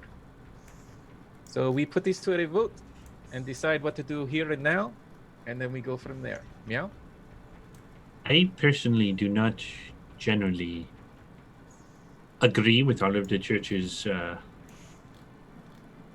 practices, and most recently with the new management, I think they have gone in a different path, and I do not think that we were in the wrong, but I think they would prosecute us as if we were. Even if we were right, they would still treat us as criminals. Oh, hey! Devis went to Candoria. Start looking down. I just thought I'd let you know. BT dubs. Oh yeah, let me delete him from the map. Yeah. Where did he go? As I'm standing up tall as I can on Junim's shoulders, I'm putting my hand down on his head as balance, and I'm gonna cast prestidigitation. Gotta say it to cast it. Prestidigitation. And I'm gonna give Junim some really lovely dreadlocks, and try to do it without his noticing. Without him noticing. Okay. 20 passive perception. Very seriously. Yep. Do what? Hand. Really? Yeah. Okay. He's got a fucking 20. Sleight of hand? Okay.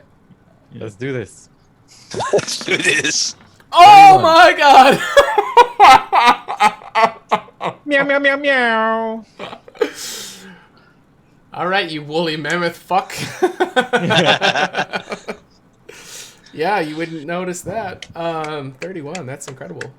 Just standing there, like, holding his head, like. So here's what I proclaim. I very much agree with you, Ger. I do not like the new management either. Tavara has been nothing but a curse on these lands. But what would we do otherwise?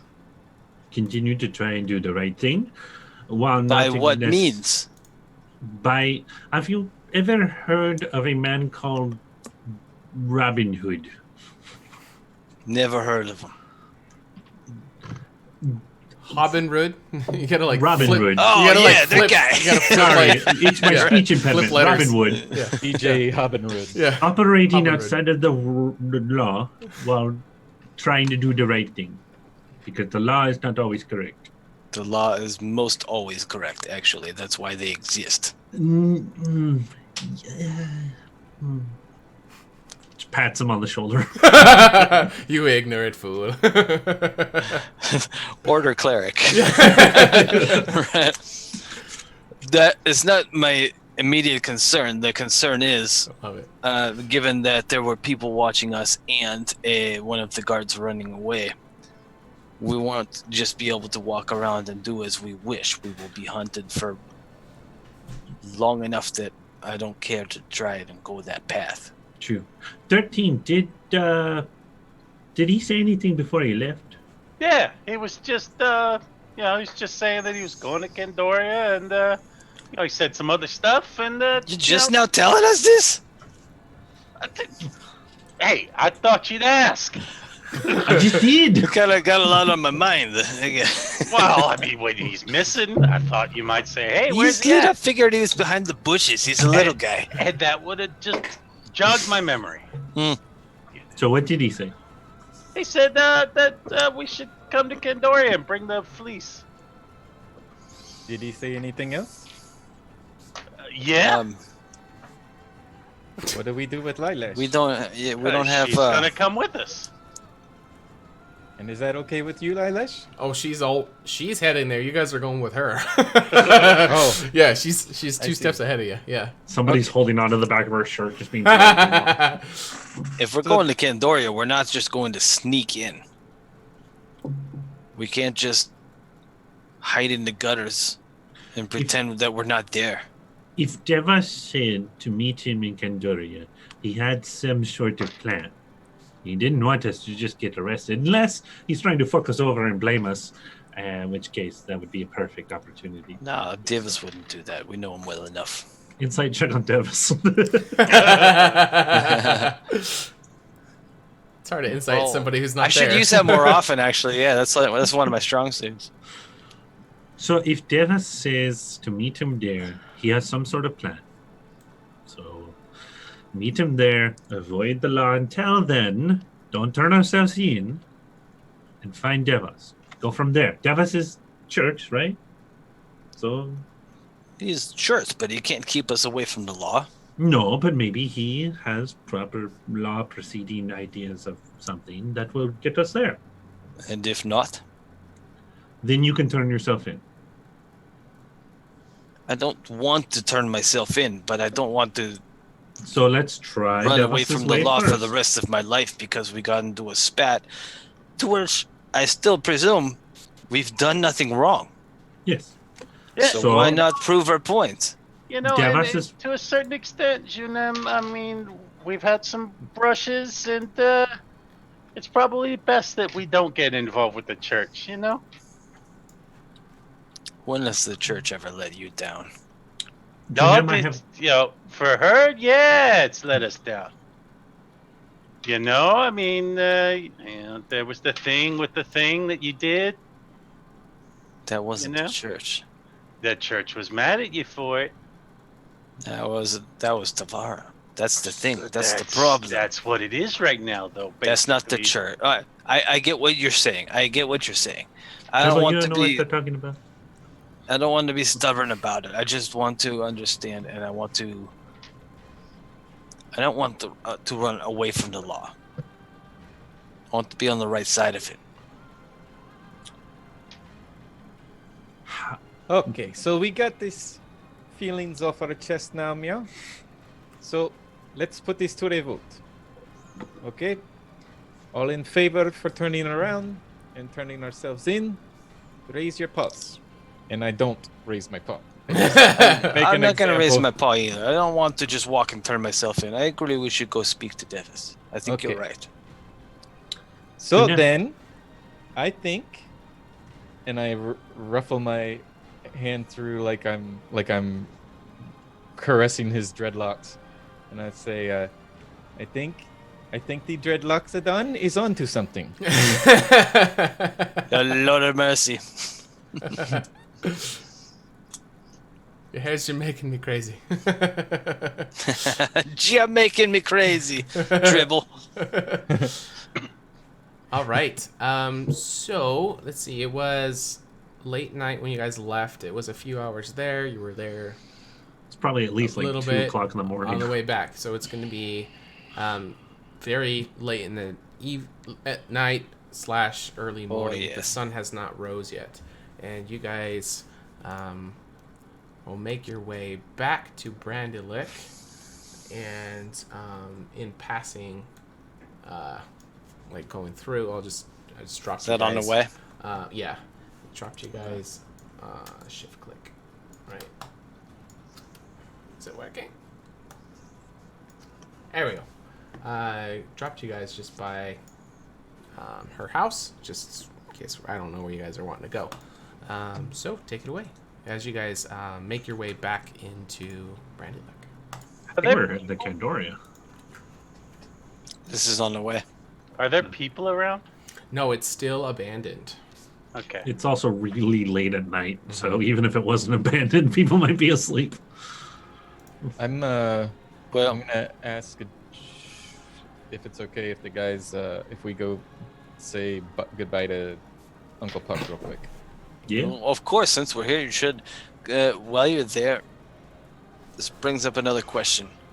Should we possibly think about trying to deal with the mayor while we're here? Kane? Yes. That's what I did this. I don't How know. It would close be is like my this line? because you got the big locks on us. The mayor.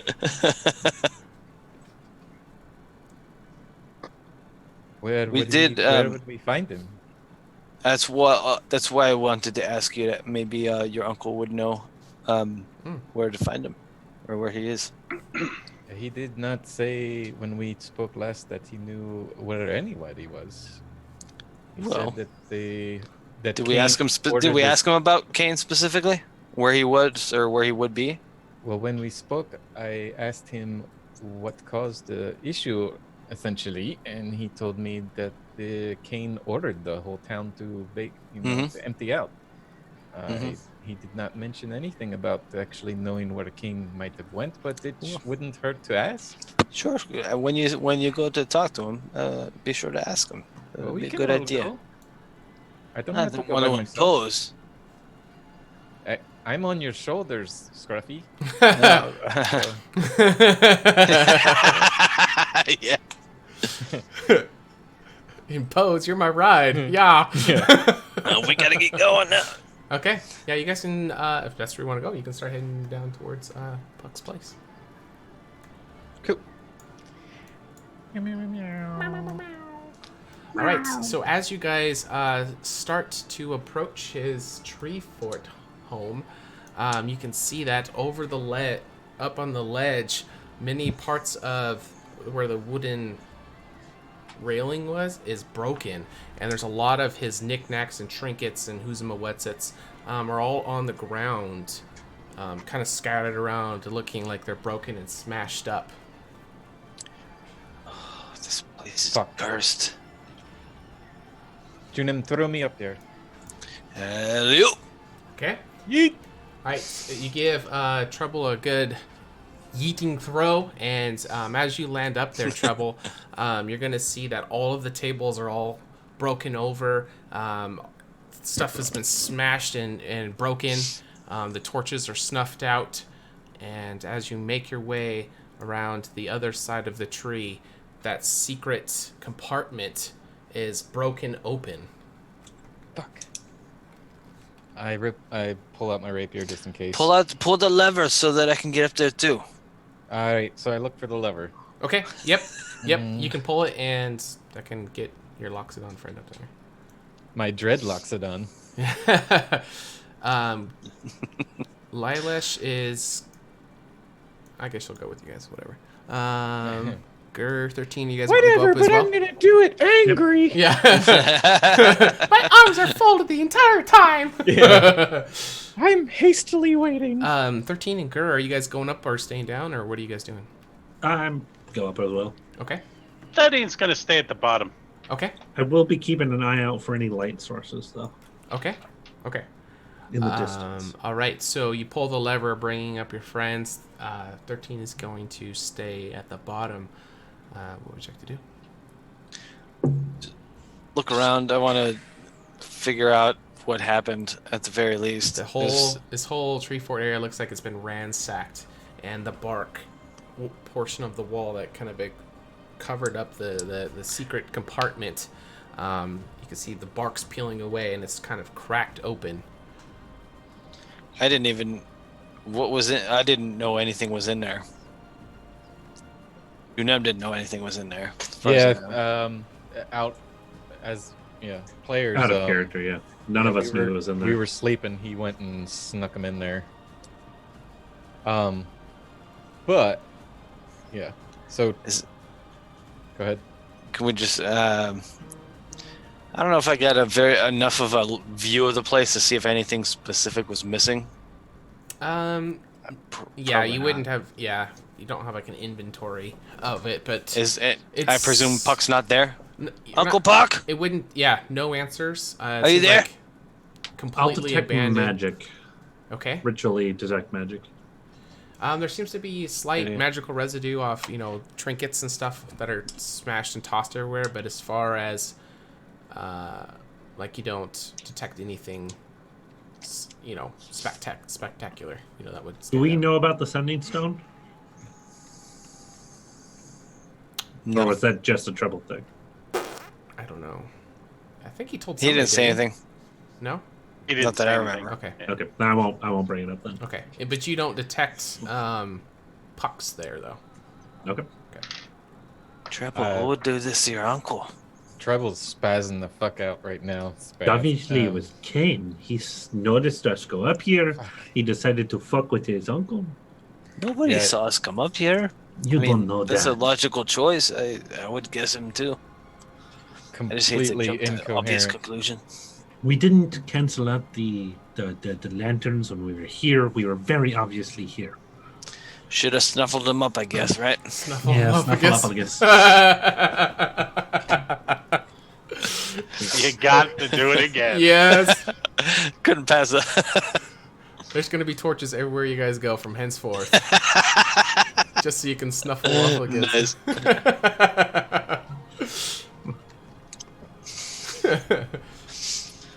Shit, so apparently everybody that's in the city either leaves voluntarily or gets abducted.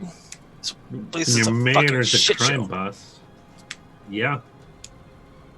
This whole area is a fucking shit show. Treble's running around frantically, knocking shit over, just Treble, yelling. calm yourself. Fuck! Treble, Not Treble. again! Not No, the but- fucking again! No! Okay. What do you- As you're rummaging through everything, just looking for any kind of clues or signs, give me a perception check. Me? Yeah. Me? Perception? Yeesh. Perception. Yeah, I'm not even focusing, man. I'm Sure. just- You don't see a letter. You don't see any kind of hidden message. You don't see any kind of family heirloom secret. Nothing. It seems like whoever came in here, you're not sure if they took him or what, but whoever was here destroyed anything of value, tossed everything, and broke open that portion of the tree trunk. I drop to my knees and start shaking and just cover my face. You do see... And just start mumbling. Sure, as you fall to the ground, you do see a little tiny yellow feather. Aww. Is that Butterbutt's feather? It is. Oh no. Jebo, do you have any way of contacting your uncle and finding him, maybe? A special code word or anything? And I'll look over at Junem. Do you have any sort of tracking spell? Maybe we could try and scry on him? Well, no, I don't. He seems like he was an intuitive guy. Would he have left something for us to be able to track him down, maybe? I mean, look at all this interesting stuff around. Was he Treble. expecting it to be taken? Treble, how much do you know? I know it's been a long time since you've seen him. He hears you guys, but he's just not responding. Treble, He's you need to freaking the catch fuck your out. breath. Take a deep breath. No, deeper. I'll start digging Focus through. yourself.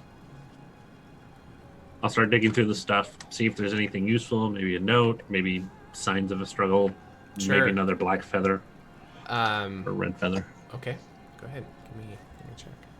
Treble, what? You got to focus, and we've got to figure out what's going on here. What would Uncle Puck have done in something like this? Can you see that? Yes, I can. Okay. You do find a matching feather, like the one Junem found before. I'll sort of hesitantly bring it up to Junem before I bring it up to Troll. Sort of give him a look like, eesh. You know what this means. It means our priorities may have just mixed. I'm all for rain in Hellfire, but we need to take a rest. I can't do anything right now. Well, we can't just. We don't even know where to go. This was where we were going to find out where to go. Lilash may know something more than she is telling. She's lived here. He's the mayor. Is he hiding? Isn't there a mayor's mansion somewhere?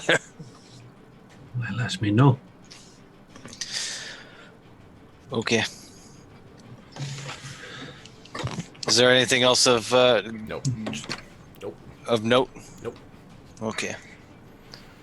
Is there any more of Uncle Puck's secret stash? No. there's not. Okay. Yeah. Just what you already have on you. Treble tucks the feather in his shirt, real close to his chest. The In yellow his, one? little pocket. Yeah, the Okay. little, The butterbutt one. the Okay. little yellow one. The little. And he's like just full of tears, like bloodshot eyes. And is Lilash nearby? She is. And she'll actually start to come near you. And her rage seems to be subsided. And you just see her eyes are completely bloodshot. But not from anger, but just from pure heartbreak. And she'll kind of kneel to meet eyes with you. And her face just looks completely drained. And it almost looks like her body is trying to cry, but she's out of tears. It's just got that worn out look on her face of just all hope abandoned, and her eyes will lock with yours as she kneels down right in front of you.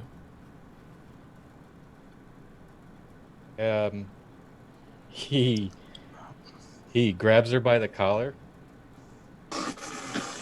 slaps her across the face as hard as he can, and he just starts screaming at her, like, "Where is Kane? Where the fuck is Kane? Where is Kane? We did this for you, and now my uncle is missing. Where the fuck is Kane?" Okay, so as you strike her, she's gonna see it coming, but she's not going to try to stop it at all. It almost looks like she wanted it to happen. So as you strike her, it's going to knock her over, and her body's just going to kind of like ragdoll across the deck of the treehouse. And her hair is going to kind of get knocked loose a little bit. And she's not going to look up at you, but you can hear just the words of a broken woman. I wish I knew Trouble. This man has taken everything that I hold dear.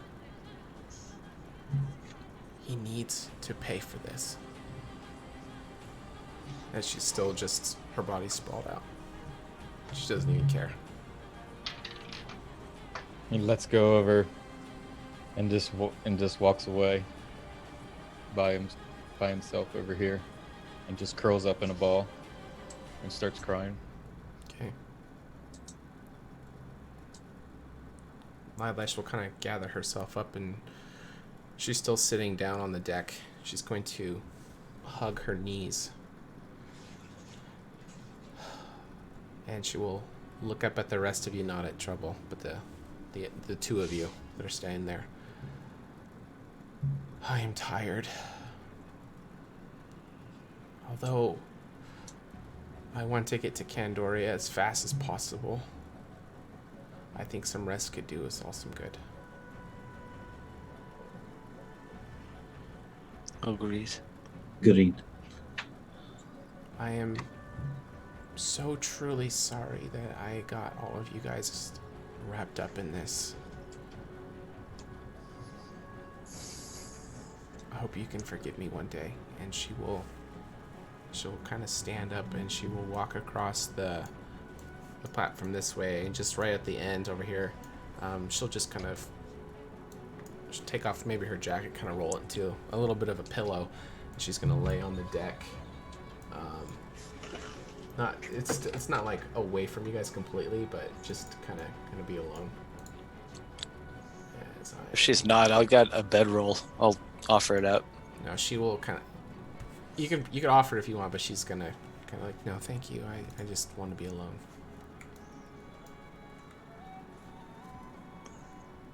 I would also offer Treble some of the spice. Oh God. Because that's what. As far as I know, he hit it and was fine. So. Yep, that's a reasonable thing to do. I'm trying to be comforting and. Sure. Yep, no, it makes sense. Yeah. Makes perfect sense, actually. Makes a lot of sense. 13, you're down there, kind of patiently waiting. You don't. You Yeah, hear. 13 will end up going over near where Lilash is after she's settled in and just basically stand watch. Okay, from like underneath, because she's up on the other deck. Okay. Yeah. Just right underneath where she is. Yeah. Okay. You gonna stay down there all night?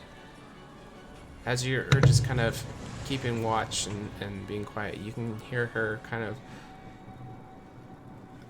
occasional, really low, quiet sniffles to herself, and she kind of starts to hum a song. It's very faint, very broken, and as she kind of like gets a couple notes into it, her throat will kind of crack, and it'll kind of like be almost tears, but there's just nothing to come out, and then she'll kind of keep going into that, and you can kind of just hear the rocking back and forth as the wood creaks above you. That goes on for a few minutes, but eventually, just out of pure exhaustion, it sounds like she just passes out. Okay. And then he'll end up going up top and sleeping near where she is, just to... Okay. She doesn't seem to wake as you go up there. She's out. She's just torn. Emotionally just torn. Okay. Get back to the other tree fort. What are you guys doing? I think at this point, we need to take care of Kane in one way or another. That's true. I just don't know how to find him. Finding him will not really actually be the difficult part. It's whether or not we can take care of him. There's a good chance that he might be legitimately a danger for us, and I don't know if our small crew could actually take care of him. Especially if he has his guards and his crew with him. We know nothing about him. Agreed. But he has Trevor's uncle, and I'm not going to leave Trevor here. And Trevor's not going to leave his uncle here. He potentially has Drendalin do still. We don't know. True. He was very sick, but we possibly have the means for healing him still.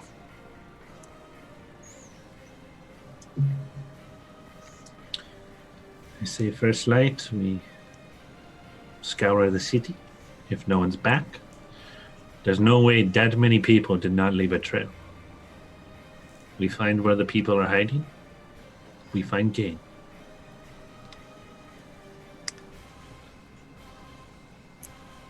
And we just go find Ken. You, me, and the other two. Him unaware. Get him with his pants down and kill him. I'll probably die in the process, but let's do it. Oh, that's great. Had it not been for that battle this morning, I'd call you crazy. This a couple hours ago, last night. I suppose that's a possibility. I'd feel remiss in my duties if we did not try.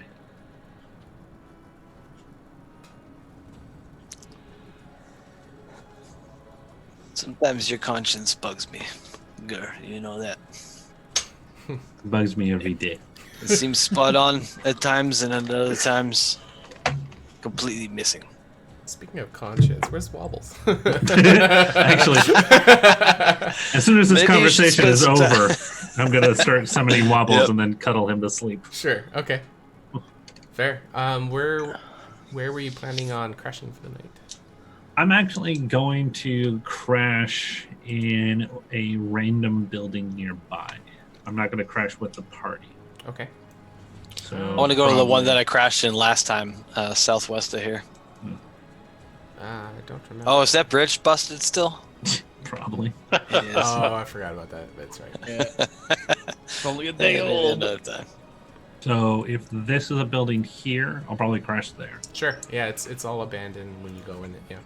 It Yep. seems like it was left in a hurry. You know, like there's still stuff that were like mid-use and they were just abandoned. Yeah. Gur's thinking is partially privacy, partially if somebody does attack, we're separated. We'll be able to. It's safer not to be all together in one spot. Okay. They can't set one tree on fire and kill us all. Gotcha. Okay. Trouble. So you saw Lilesh taper away. 13 didn't ever come up. Eventually, Gur is going to leave the tree and go into a building, and so is Junem. Eventually, it's just you up in Puck's tree fort. And it's quiet, and you are all alone. Is there anything that you would like to do?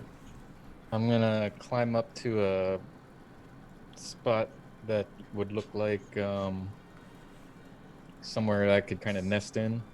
Okay. Maybe like a good 10, 20 feet up in the tree. Sure, yeah, you could just claw straight up it and find a little branching, part to comfortably. All right. Wipe the tears from his face. Talk to his tail for a second and just say, like, this was never supposed to happen. It was not supposed to be. Puck was the last one. And then it dawns on him that he has the rock in his pocket, in his little pouch. And he takes it out. Okay. And he holds it in his two hands. And he just whispers, Uncle Puck, it is trouble.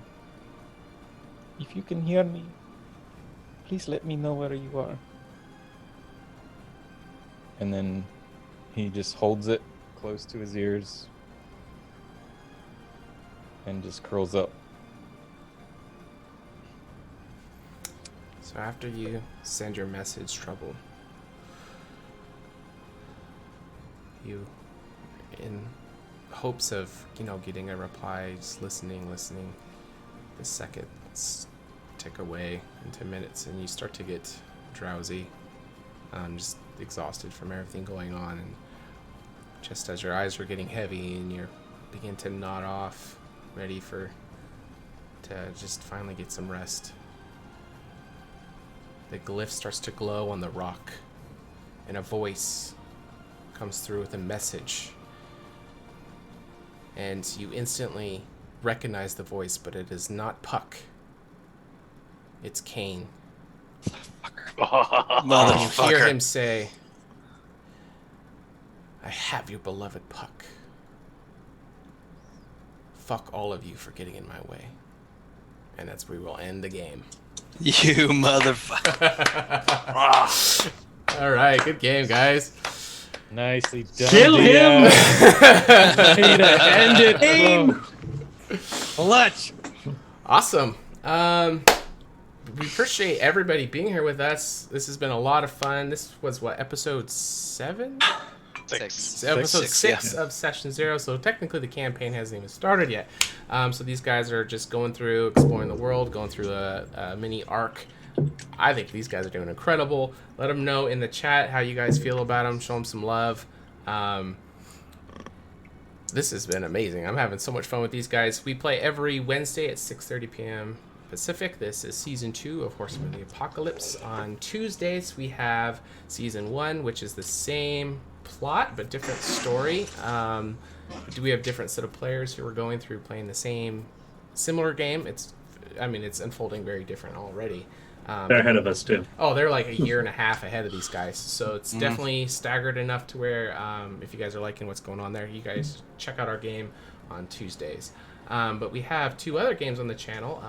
Chubby, if you want to plug those. And while we're doing our farewells to everybody, we really love to have you guys ask us questions in the chat. So we'll be watching for that, and when we see them, we'll jump in there. If you guys want to know anything about their characters, why they did something that they did, anything at all, we'd like to call AMA, ask me anything. So bring on the questions, but go ahead, Chubby, and let them know what else they could tune into during the week. So Sundays we've got Ages Past, GM'd by AJ at 6:30 p.m. Pacific time, and then Monday at 6 there's Dungeon of the Mad Mage, and of course seasons 1 and 2 of Horsemen of the Apocalypse on Tuesday and Wednesday, 6:30 on each of those as well. Perfect.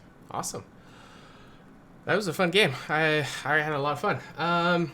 Yeah, we're still looking in the chat. Bring on the questions, guys. They absolutely love hearing what you guys want to know about their characters. So Devis left the party. How's it been for you, Spaz, playing with these guys thus far? It's been a fun time, and there's been a lot of parts where it just all I could do is just face pump and just. Garfield the same way. I think we had a quadruple facepalm today. I'm pretty sure. We did actually. There was a moment that I looked up and there was 3 people facepalming. I don't. What was that for? I forget. Like it was right at the beginning of the battle with everybody. I think it was when Treble stepped out. Treble talking about something ridiculous. It was when Treble turned into the guard, and he's like, "Yeah." Me, Brian, Who's your daddy? And what does he do? What does number 2 work for? Yeah, right. Oh, but God.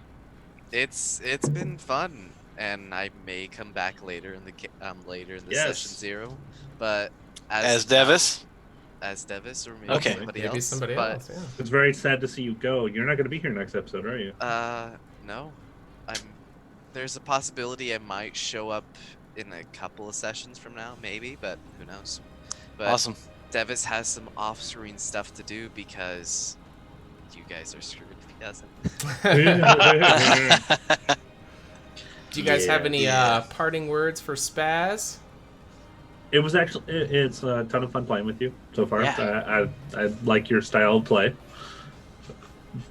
It'll be very sad to see you not actually be part of the main cast. Yeah, he's always temporary. I gotta tell you, I spent the whole time like second guessing, knowing that you know everything there is to know about this game, and then knowing that you're playing a PC that knows nothing, or not everything. Parts more of, than us, but still not everything. You suggest a course of action, and I'm like, is he trying to fuck us over, or is he actually being right?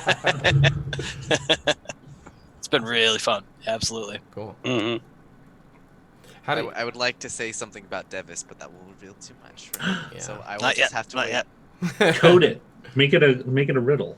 So we have to Thieves figure it can't, if you will. Yes. So, just objectively, what do you guys think about having a developer come in as a PC, a temporary PC at the start of a session 0? And would you recommend it to other people?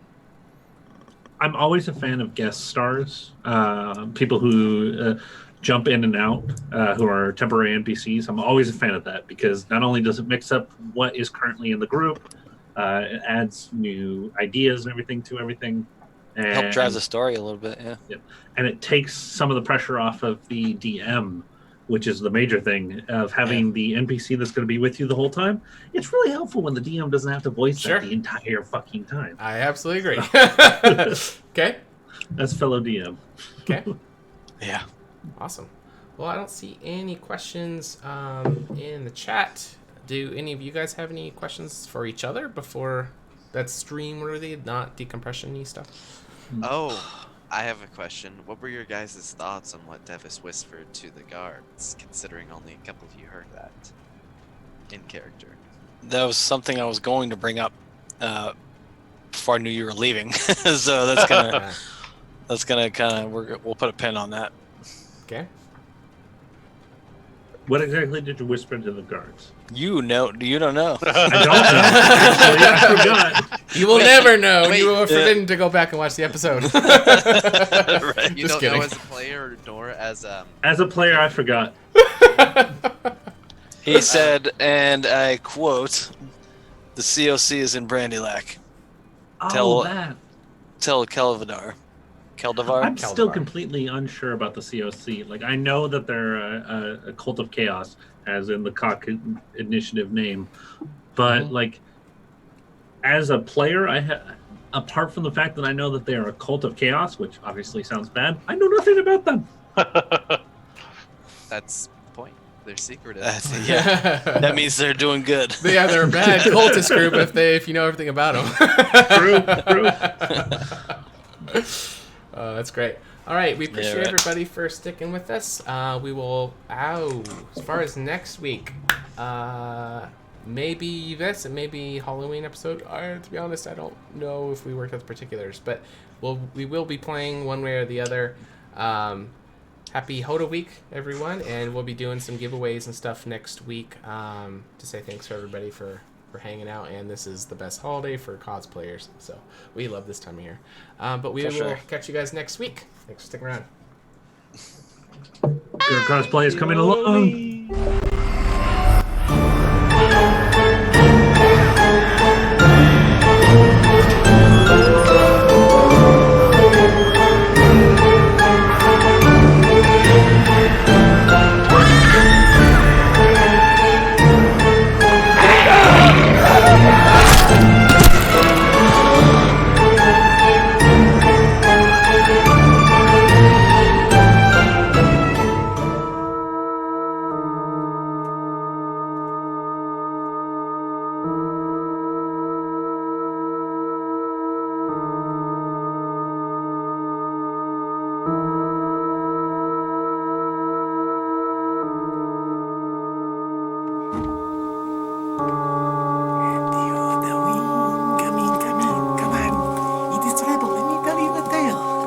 Behold, it is I, Treble, from Horsemen of the Apocalypse Season 2. And everyone's favorite Huffing Bart here finished shenanigan HotA Season 1. Today, my friend and I are here to tell you a little bit about tabletop tokens giveaway for HotAween Spooktacular Raffle. Isn't that right, Treble? That is right, Finley. We are going to be giving away tabletop tokens to all the viewers that are watching the show from now until the real Halloween. But we are calling it Happy HotAween Week for all the family and friends. HotAween, yeah, right. All you have to do to participate is to watch your favorite Twitch show, Total Tabletop, and accumulate table tokens that can be redeemed to participate in the Total Tabletop t-shirt giveaway. HotAween Spectacular. HotAween, yeah, right. Here's how you play. Watch on Sunday, Ages Past. Monday, Dungeon of the Mad Mage. There, thank you. Tuesday, HotA Season 1. Wednesday, HotA Season 2. Right. And you will be accumulating points just by staying and watching and staying active in the chat. Yes? That would be perfect, meow. So turn into your favorite Twitch channel, Total Tabletop, with my friend Treble, everyone's favorite Halfling Bard, Finley Shenanigan. Enter into the contest to win, and in the meantime, in sending off, Happy Halloween!